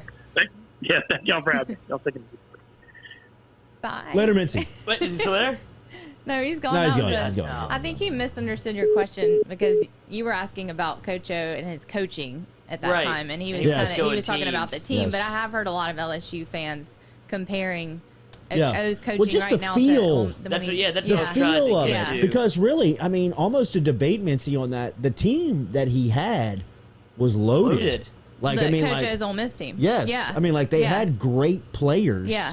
They were just, they had no leadership. Right. You know what I mean? See, and I'm halfway through Meat Market right now, and I might as well just put that thing down because I don't think No, you should read the rest Well, of it. I mean, that's what I was reading because Coach O. Now, Yeah, I mean, but I don't know if I'm gonna. But you can Yeah. get the sense of kind of his reliance on his staff. You can get You know it's what I mean? palpable in the like, book. I mean, him and Hugh Freeze can't stand each other now. But if he doesn't hire Hugh Freeze at Ole Miss, he doesn't get Michael Orr.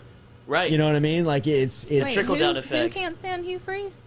oh, Oh, why? What happened Just- with them?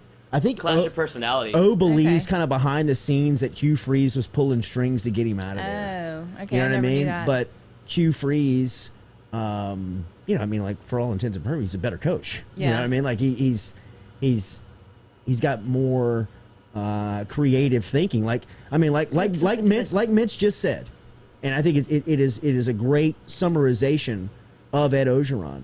He is dependent on who he hires. Mm-hmm. He has got to make sure that he hires the right people to save his life, right? Like, I mean, if he would have handled the PR and the off the field stuff a little bit better, I think there would have been an understanding of, you got to let him get his guys in here because he's shown you when he does get it right, he can turn this thing into a championship type program. But I mean, I think he's shown now for 2 years in a row. It's unfair to me to blame as much on Pelini as we do now in looking at what we're watching. You know what I mean? Like, Pelini deserves blame, obviously. I don't think his style plays anymore in coaching. I mean, you can't F-you every player that you have all day. It's just not going to work. They're not going to respond to you. But when you look at the breakdown on the field from the defense, common denominator here is O. Right. Right? I mean, like, it looks almost exactly the same as what you were watching last year. And Pelini's gone. Durante Jones is in, but O's the one that's been there the entire time. I think that is more of a, you know, that's a bad mark on O. You know, I mean, that's a bad mark when you just look at his leadership style, his coordinators, you know, beneath him in being able to implement something. It's not working.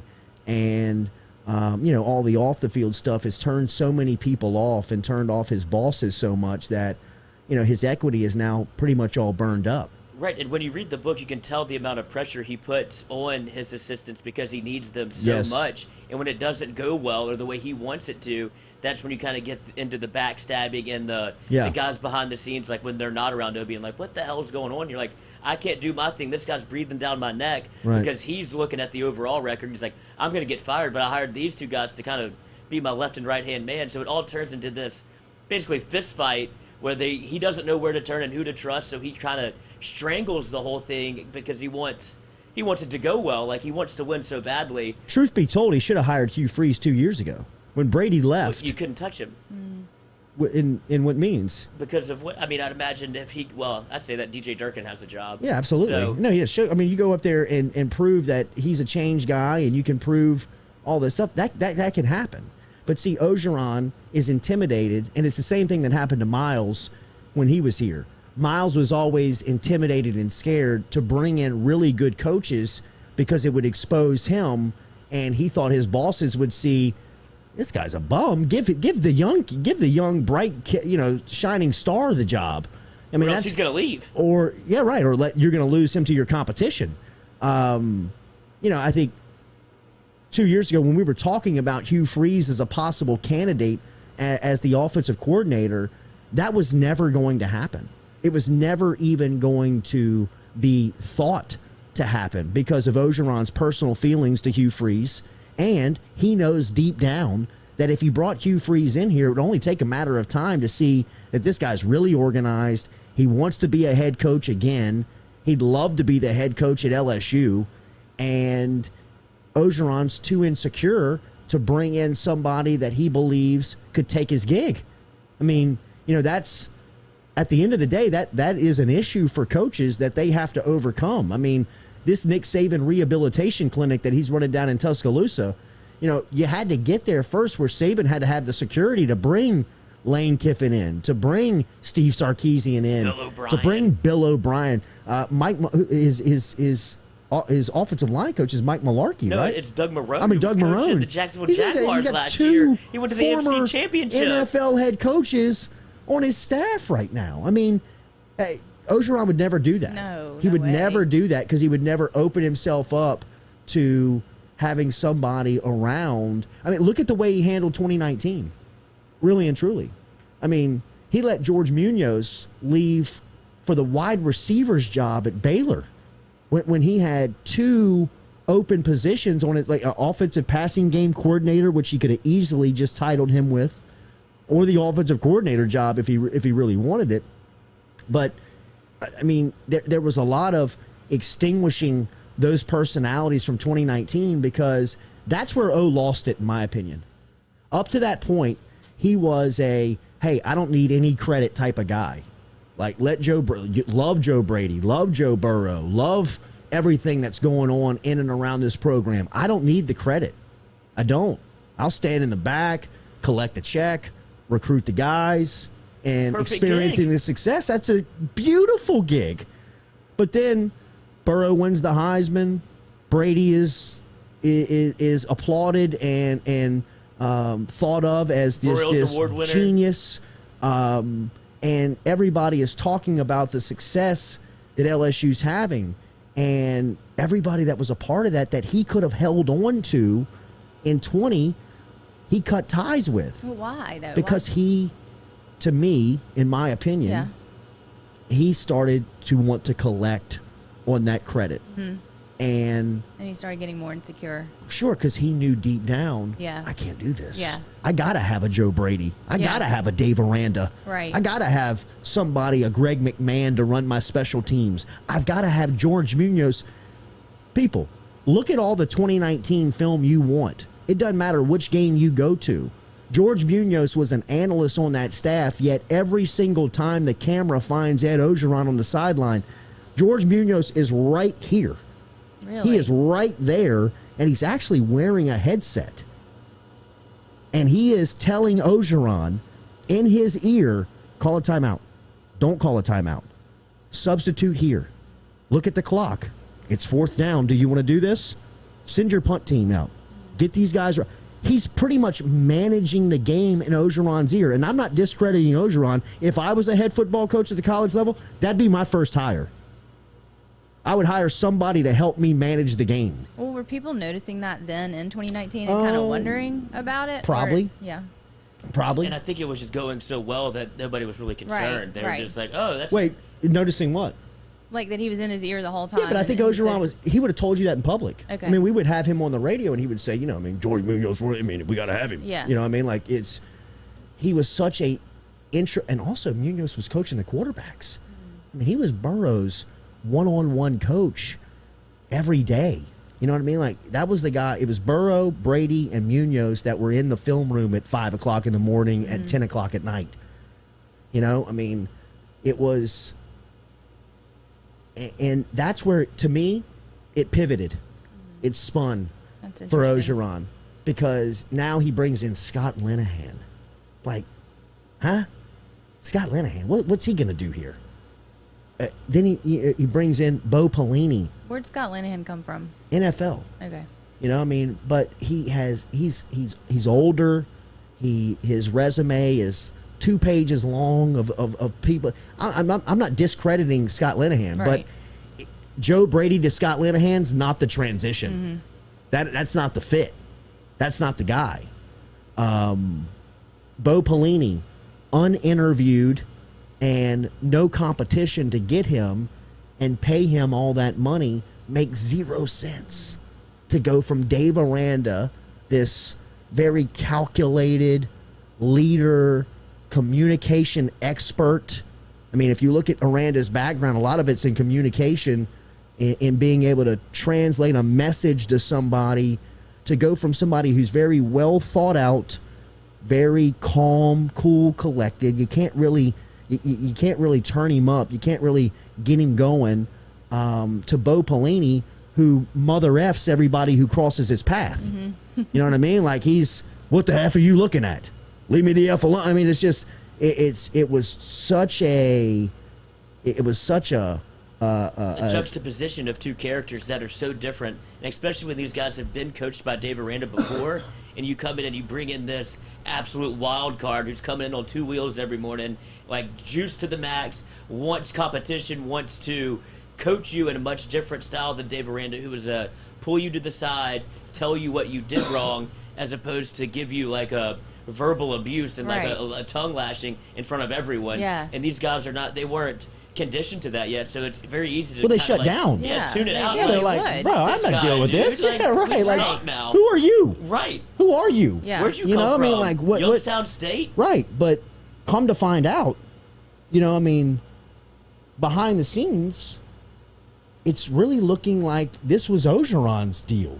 You know what I mean? Because, I mean, how am I to take away after watching one game in 2021 after you spend a boatload of money in the offseason of paying guys off and paying guys to join, and then it looks the exact same? And it's not even the crossing routes. The crossing routes is the great example that you can point to and say, golly, I mean, that's what Mississippi State was doing last September to them in the opener. I'm talking about the energy. I'm talking about the body language. I'm talking about how they just got beat up, how they got their ass kicked on the line of scrimmage. I mean, all of that stuff was there last season. I think all of that comes from uncertainty too. They don't know what scheme they're running, because I think they're getting two voices in their head. One from Orgeron, who notoriously before the Troy game said, simplify this shit. Let's make it very easy. And what does this game plan look like on defense? Very simple. They're not doing anything but running man coverage because that's what he thinks is going to work. We're going to keep it simple. What'd you see on offense? Two very simple. The run game was very simplistic. It seems like that's his calling card. He's like, let's just make this easy for everybody, as opposed to have a scheme and a game plan that can actually work and actually help you score points and stop people. He's just trying to line up and play, and that's not working. No, it's not. That's why I say it's going to be interesting to see what this weekend look, feels, and sounds like inside Tiger Stadium. Yes, it is. It really is going to be. I wonder, and look, I'm not advocating, because I think, you know, you got to always keep perspective that these are college kids, right?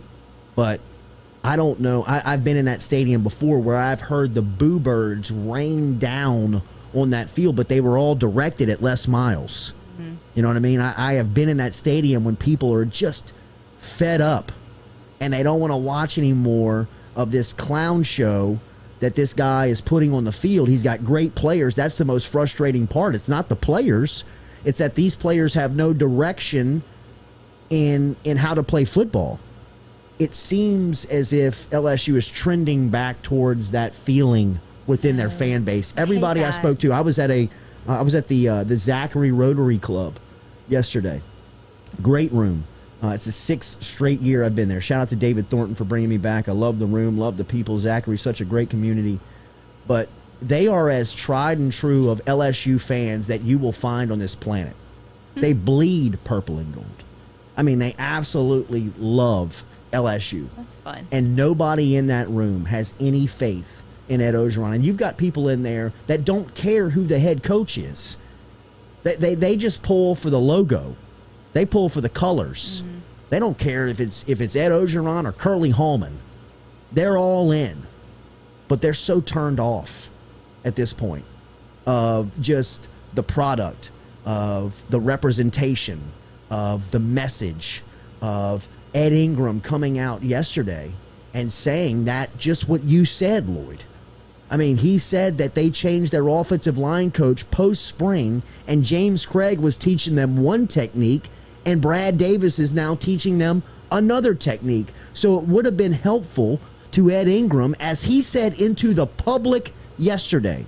You don't need any type of inside info person inside LSU football to say, hey, man, did you hear what Ed Ingram's saying? Ed Ingram said it to the media yesterday.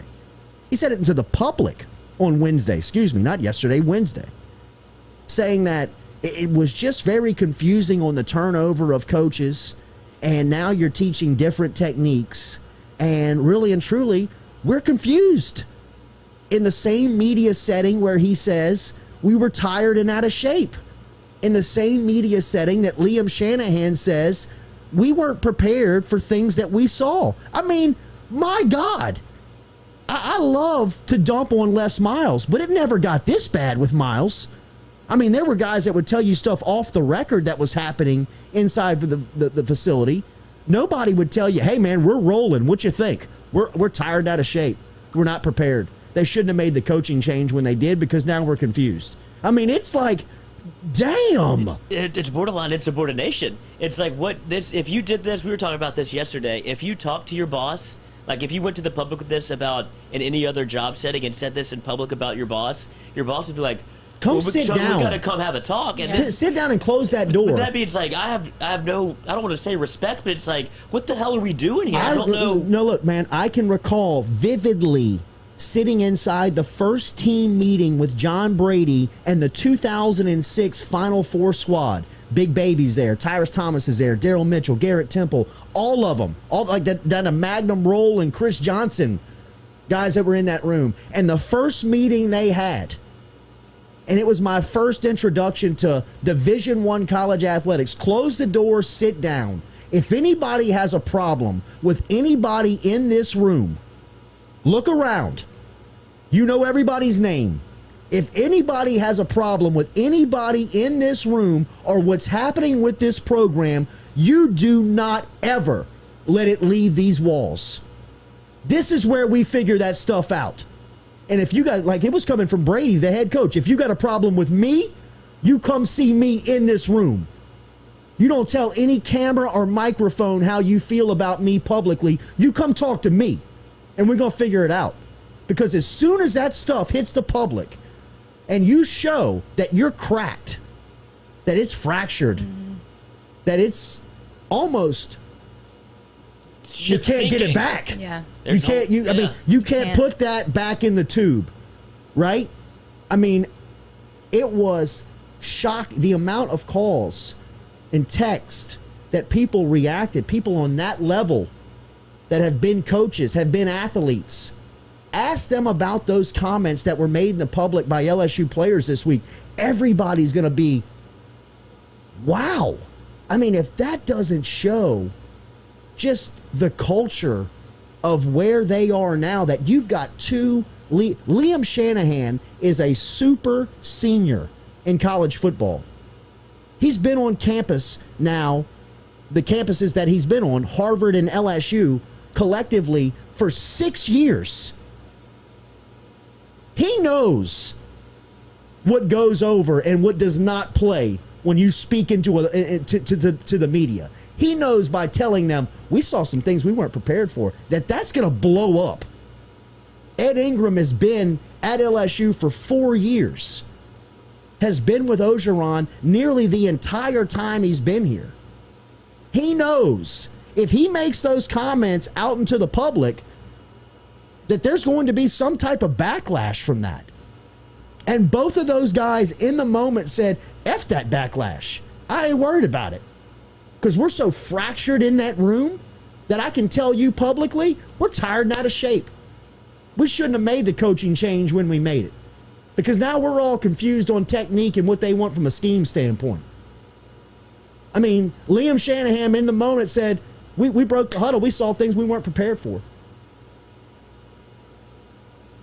What? Huh? Like, you close the door with your OC and the head coach, and you tell him, Coach, after the game, man, we were confused, man. We didn't know what we were looking at.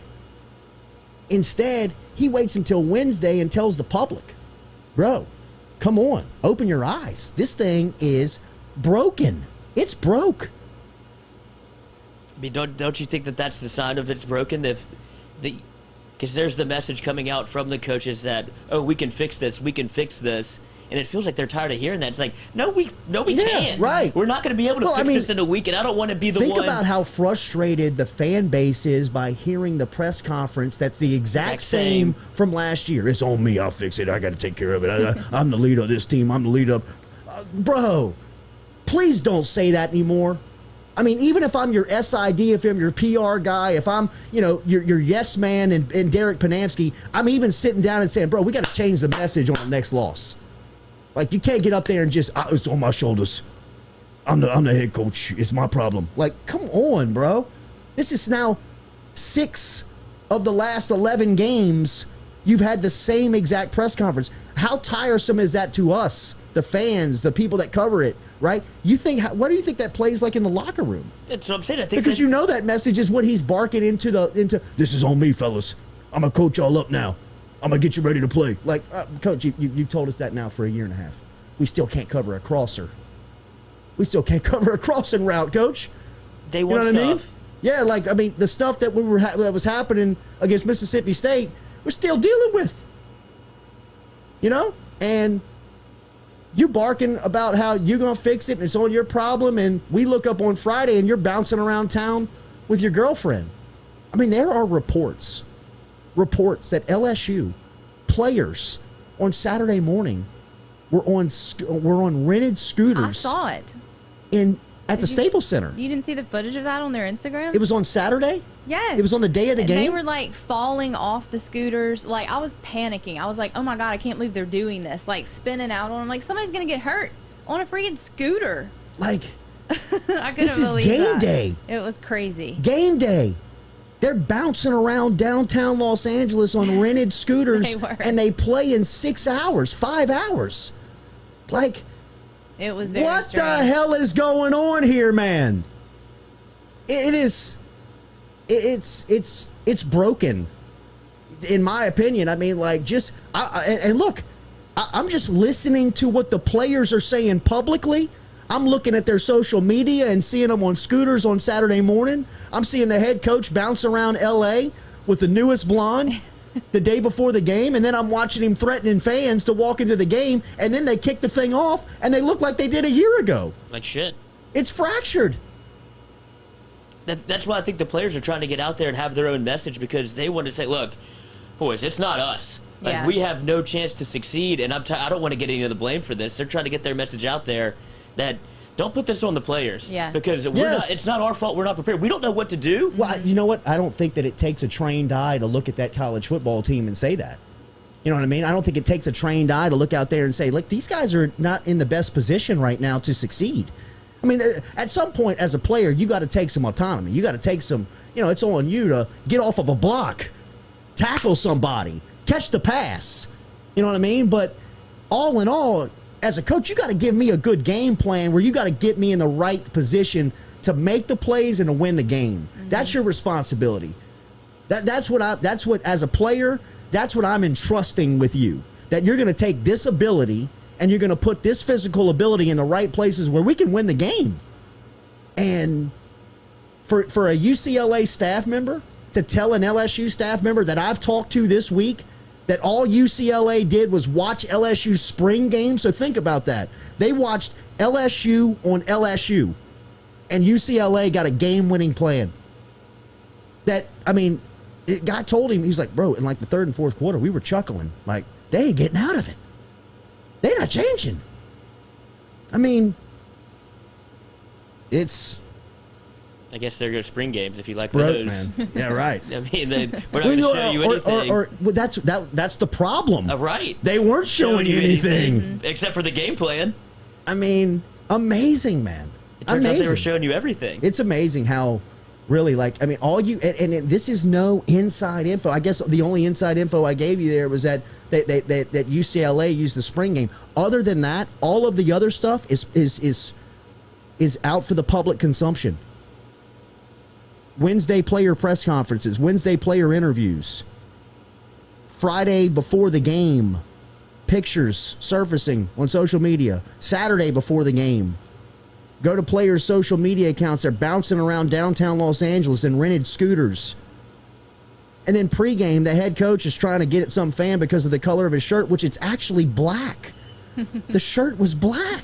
It was? Yes. I mean, after all this, the guy interviewed with the LA Times. He's like, and they show him at the game. He's wearing a black. He's like, I was so confused. I was so confused. Guy's got a black shirt on. I was threatening to fight him because he's got a sissy blue shirt on. You're talking to me or about kids? Yeah. Did you hear the audio?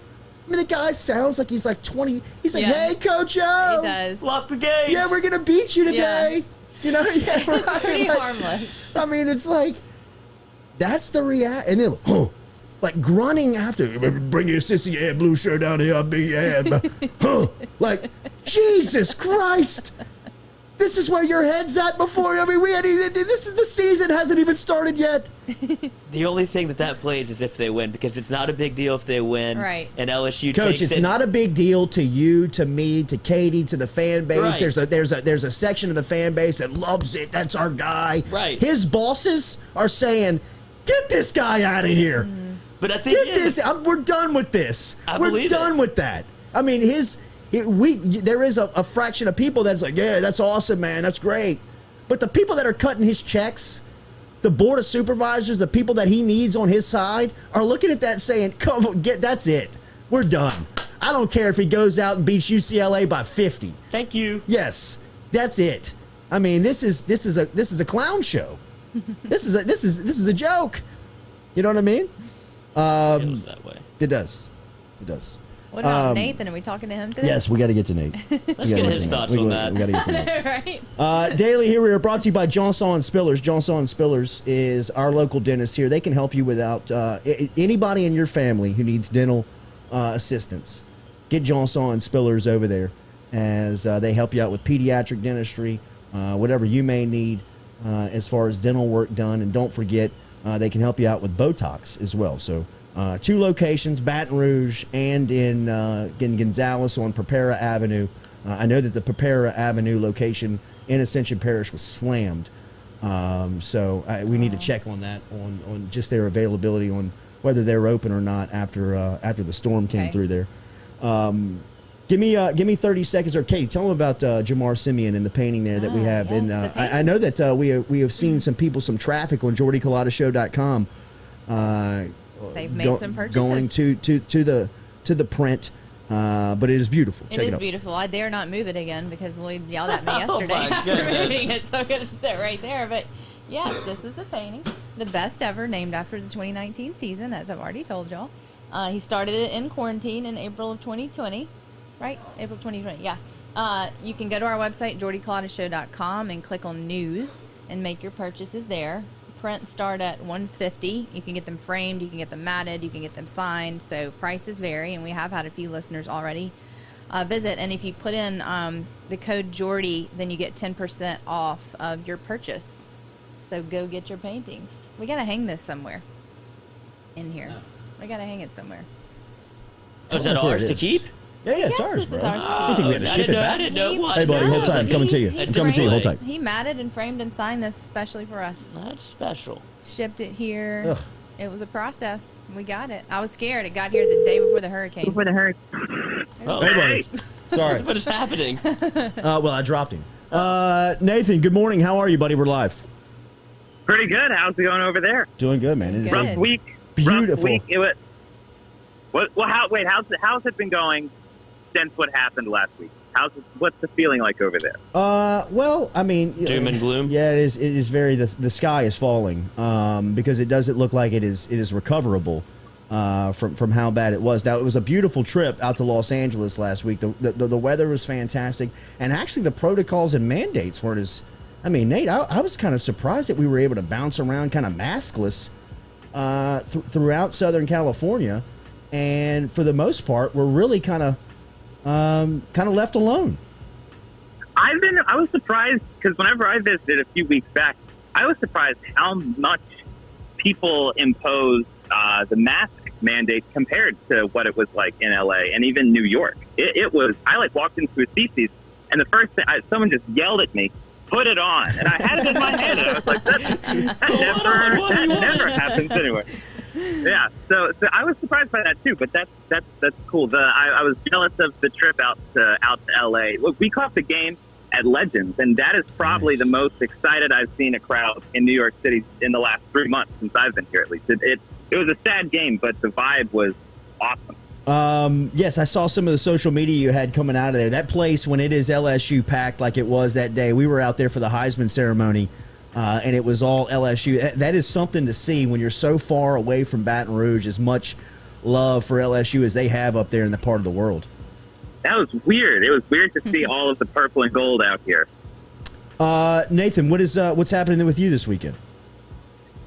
This weekend, actually, I'll say for everything that's going on with movie theaters over the last 2 weeks, it's always been some pretty bad news. And with, I mean, y'all had a huge week last week. So just like a quick catch up on what's going on with movie theaters. Last weekend was terrible. There were announcements coming out all over the place that movies were getting moved, pushed back into next year.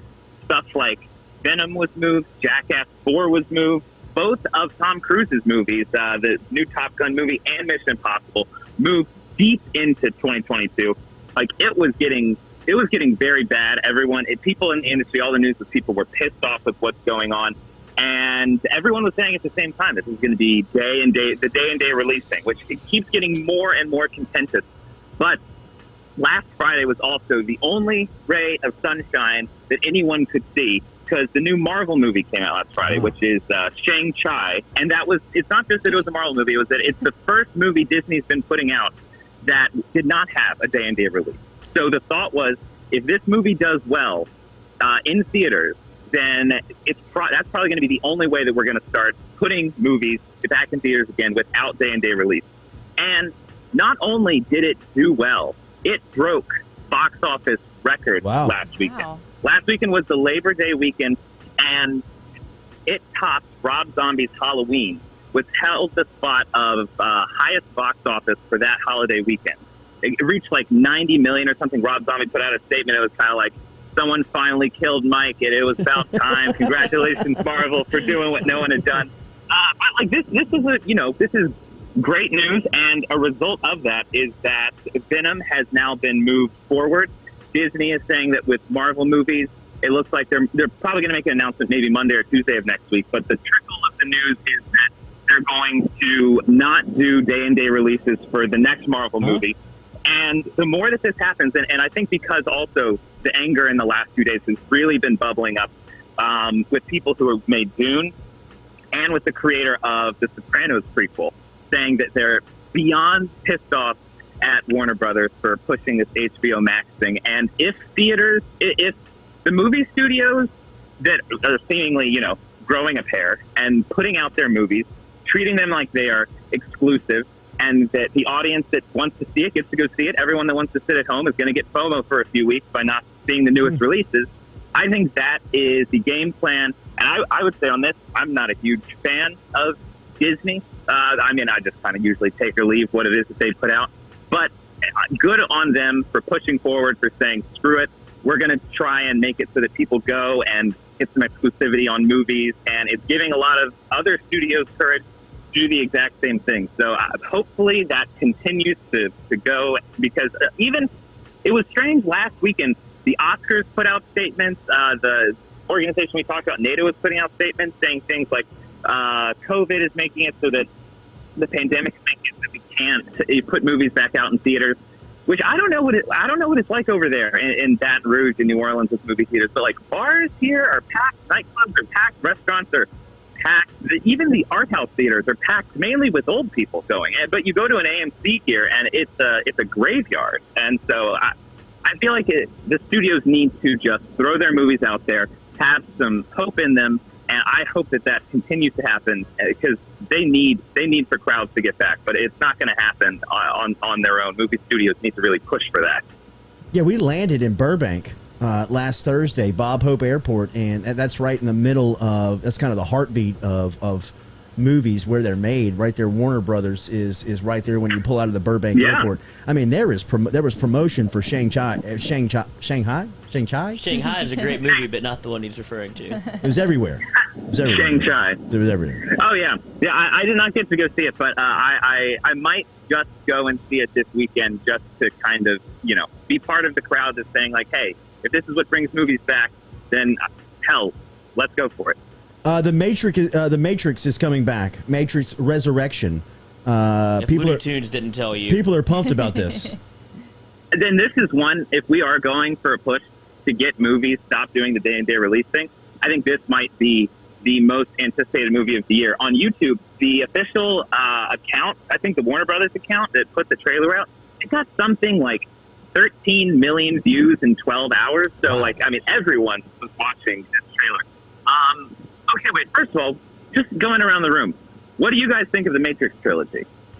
The Matrix trilogy. You know what? I'm probably not the best for the Matrix, because I just saw The first I just one. feel like I saw the first one. Like that's the only really one that I can go to.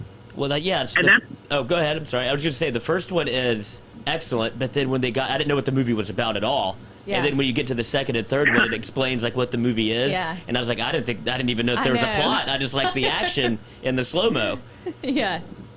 Well, and that's even I know that I've seen the second and the third one. I think I've seen each one twice of the sequel, and they don't make any sense at all. Like watching the trailer, I'm very pumped for this new Matrix movie, but there's a sour feeling around like that. But Neo, like, okay, it's been a long time. Neo doesn't make it to the end of the third, blah, blah, blah. Yeah, so it's kind of like, how are they going to do this?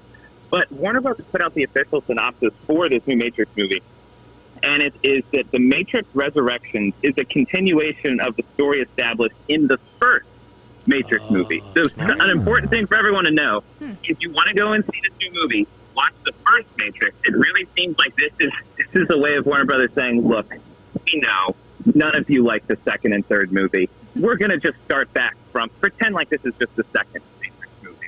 It's a duo. So I think that gives people even more reason to be pumped. Just go watch the best Matrix movie and then get pumped for this new one.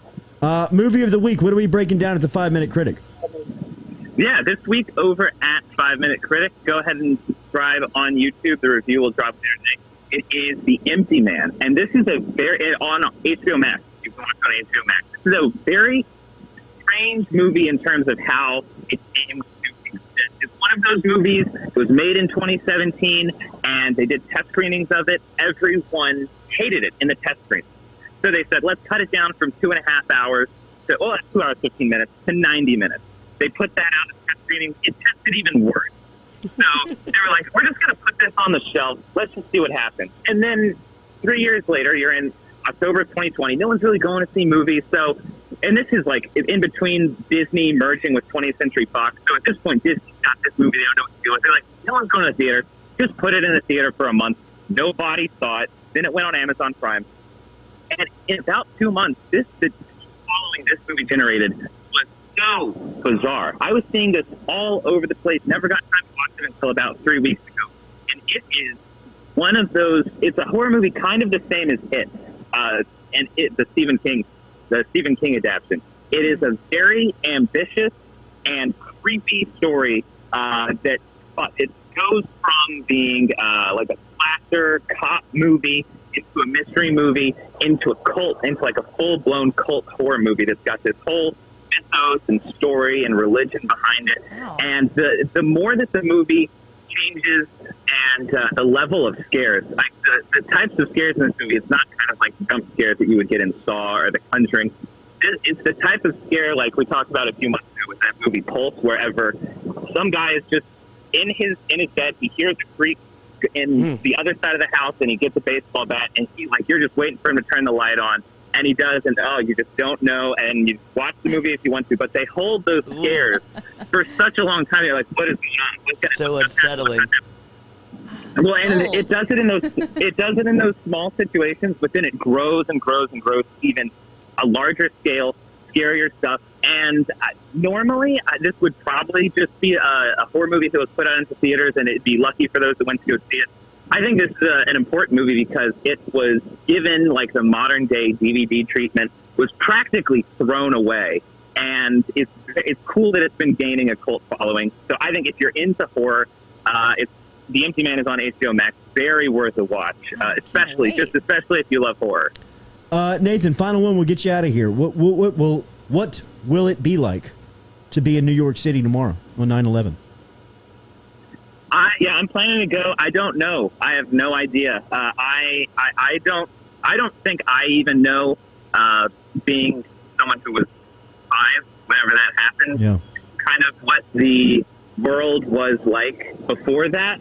I was listening to a few podcasts from some first responders, and people were saying the world that everyone lived in whenever they thought that they were witnessing a terrible accident, and then the moment that, you then realize that there's a huge amount of intention behind this, and it's an attack. Those are 2 totally different worlds just in those few moments. And I have no idea. I guess I don't know the full significance because I don't remember what life was like before that happened. So I'm planning tomorrow to go down to the One World Trade Center to the memorial, and just I would say I have no idea what to expect. I don't know what it's going to be like, but I definitely want to be there because, yeah, the significance is huge, and that's probably the best I have for that. Nathan Velasquez, he is the 5-minute critic. Great work, bro. Keep it up. We will talk next Friday, and I know tomorrow will be very special for somebody that will see it for the first time with no expectation. I'd imagine that will make a huge impact on you tomorrow. So have a great weekend, my friend. Absolutely. You guys too. Talk to y'all next week. All right, buddy. See you. There is Nathan Velasquez checking in this morning from New York City. As I'm looking at Lane Kiffin's Twitter account. He's messing with Ogeron again. Yeah, he's been at it. He's messing with him What's he again. saying now? He's inviting Katy Perry over and guaranteeing her corn dogs when she comes back. I mean, did he put the tiger emoji again? Put the tiger emoji again. Did he put that? Did he put that yesterday or the day before? He put in the opening one on the sissy blue shirts. The Katy Perry corn dog. I think it was it yesterday or the day before? I think it was yesterday. Yeah. I saw that. He's on it. He's on it, man. He is on it. I mean, he is on his boy bad. Well, you talked about Orgeron like being scared to hire his successor, but I had imagined that the Lane Kiffin that they were so tight that he wasn't worried about, and he wanted the job for. At that point, they were kind of under the assumption that Kiffin was going to be a head coach for like the next year. He was going to only be at LSU for a year. Oh, okay. Because he was going to get a head coaching gig, is how they kind of looked at it. And the initial plan, was for Kiffin to bring his understudy over and just transition it. You know, like Orgeron was going to kind of allow Kiffin to name the next coordinator, the next offensive coordinator. But I mean, you know, like that would have been a smart move if he'd have just been in Kiffin's back pocket and sat there right with him and just kind of carried it over. I mean, in an ideal world, I think that's the formula. That's the formula. I mean, that's the equation that Orgeron would probably serve best in, is just kind of a feeding ground. You know, where you hire your Joe Brady and Dave Aranda, and you let those guys just groom the rest of the camp, and whoever is next, you just keep them coming up. I think Wisconsin kind of did that for a while, where, I mean, they were just kind of shuffling in and out whoever the next name was, because they had always been, you know, a wide receivers coach, a running backs coach, some type of. It was a tree with no limbs. It was just like, we're just going. Just like a totem pole. Just keep them going, man. I still find those tiger heads very interesting. I think this is as close to a public play. Everything he's done in the media has been related to LSU in some way. Remember, he came on the radio with us religiously when he was Florida Atlantic's coach. I could text him at any time, and he would come on the radio with us and just BS. He would just talk. It was almost like he was trying to get you to learn who he was. We do that here. Right? But he looks at the job that he's in now and doesn't believe he has to do that. Right? Like, he's got the attention he needs, and he knows if the LSU job opens up and they call, he's coming. You're really on the Lane train, aren't you? I'm driving it. I am not. I am driving it. I'm not. I am driving this thing going down the tracks at 1,000 miles an hour, bro. Would he really leave Ole Miss at this quickly? Are you kidding? I mean, he looks at Ole Miss, in my opinion, and says that is a great place to go be good. Yeah. He looks at LSU and says, I can win a national championship there next year. You know what I mean? Like, it's not. I don't have to build the place if I just get a couple of recruits. And the thing about Kiffin, to me, that is so attractive is that you'll always have a quarterback. You always have an offense. You'll always have a quarterback, but you'll always have somebody that's competent, I mean, remember, this is the guy that took Blake Sims and made him into a championship contending quarterback. That's the guy that drove Alabama down the field in that dark LSU Baton Rouge night, where LSU had the lead with a minute and a half left, and the next thing you know, Blake Sims is hitting you up for these just the best 2-point conversion still to this day I've ever seen is that play. And Kiffin notices something, hits him with the whistle, and they all look over, and he changes the play, and he just dices them up.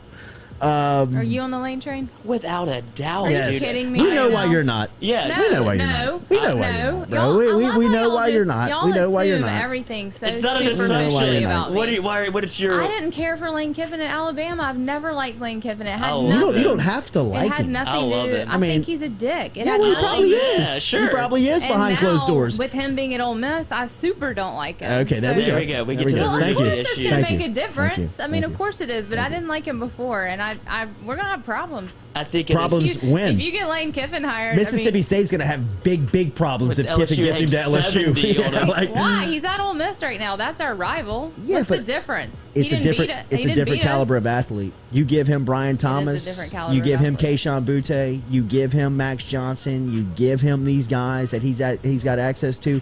He made Ole Miss last season with a C-level roster look great. He'll take LSU with a B-plus roster and make them champions.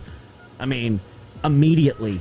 He is that talented of a play. He's the best play caller in college football. And that's why I want him at LSU, because when you have somebody like that as opposed to a figurehead, like when Jake Crane said Mario Cristobal. Get out of here. There's no no fucking chance we get that because it's after 9. It's because LSU, there's no way they go back to a defensive line coach and master recruiter. We just had that. Yeah. I don't want ice cream again. I don't want that. Like, bring me a different dessert. I want somebody that can call plays, and when there's time that you need something to happen, he can strap on the headset and say, we're doing this right now, and it works. Yeah. As opposed to Coach O, where that's not his job.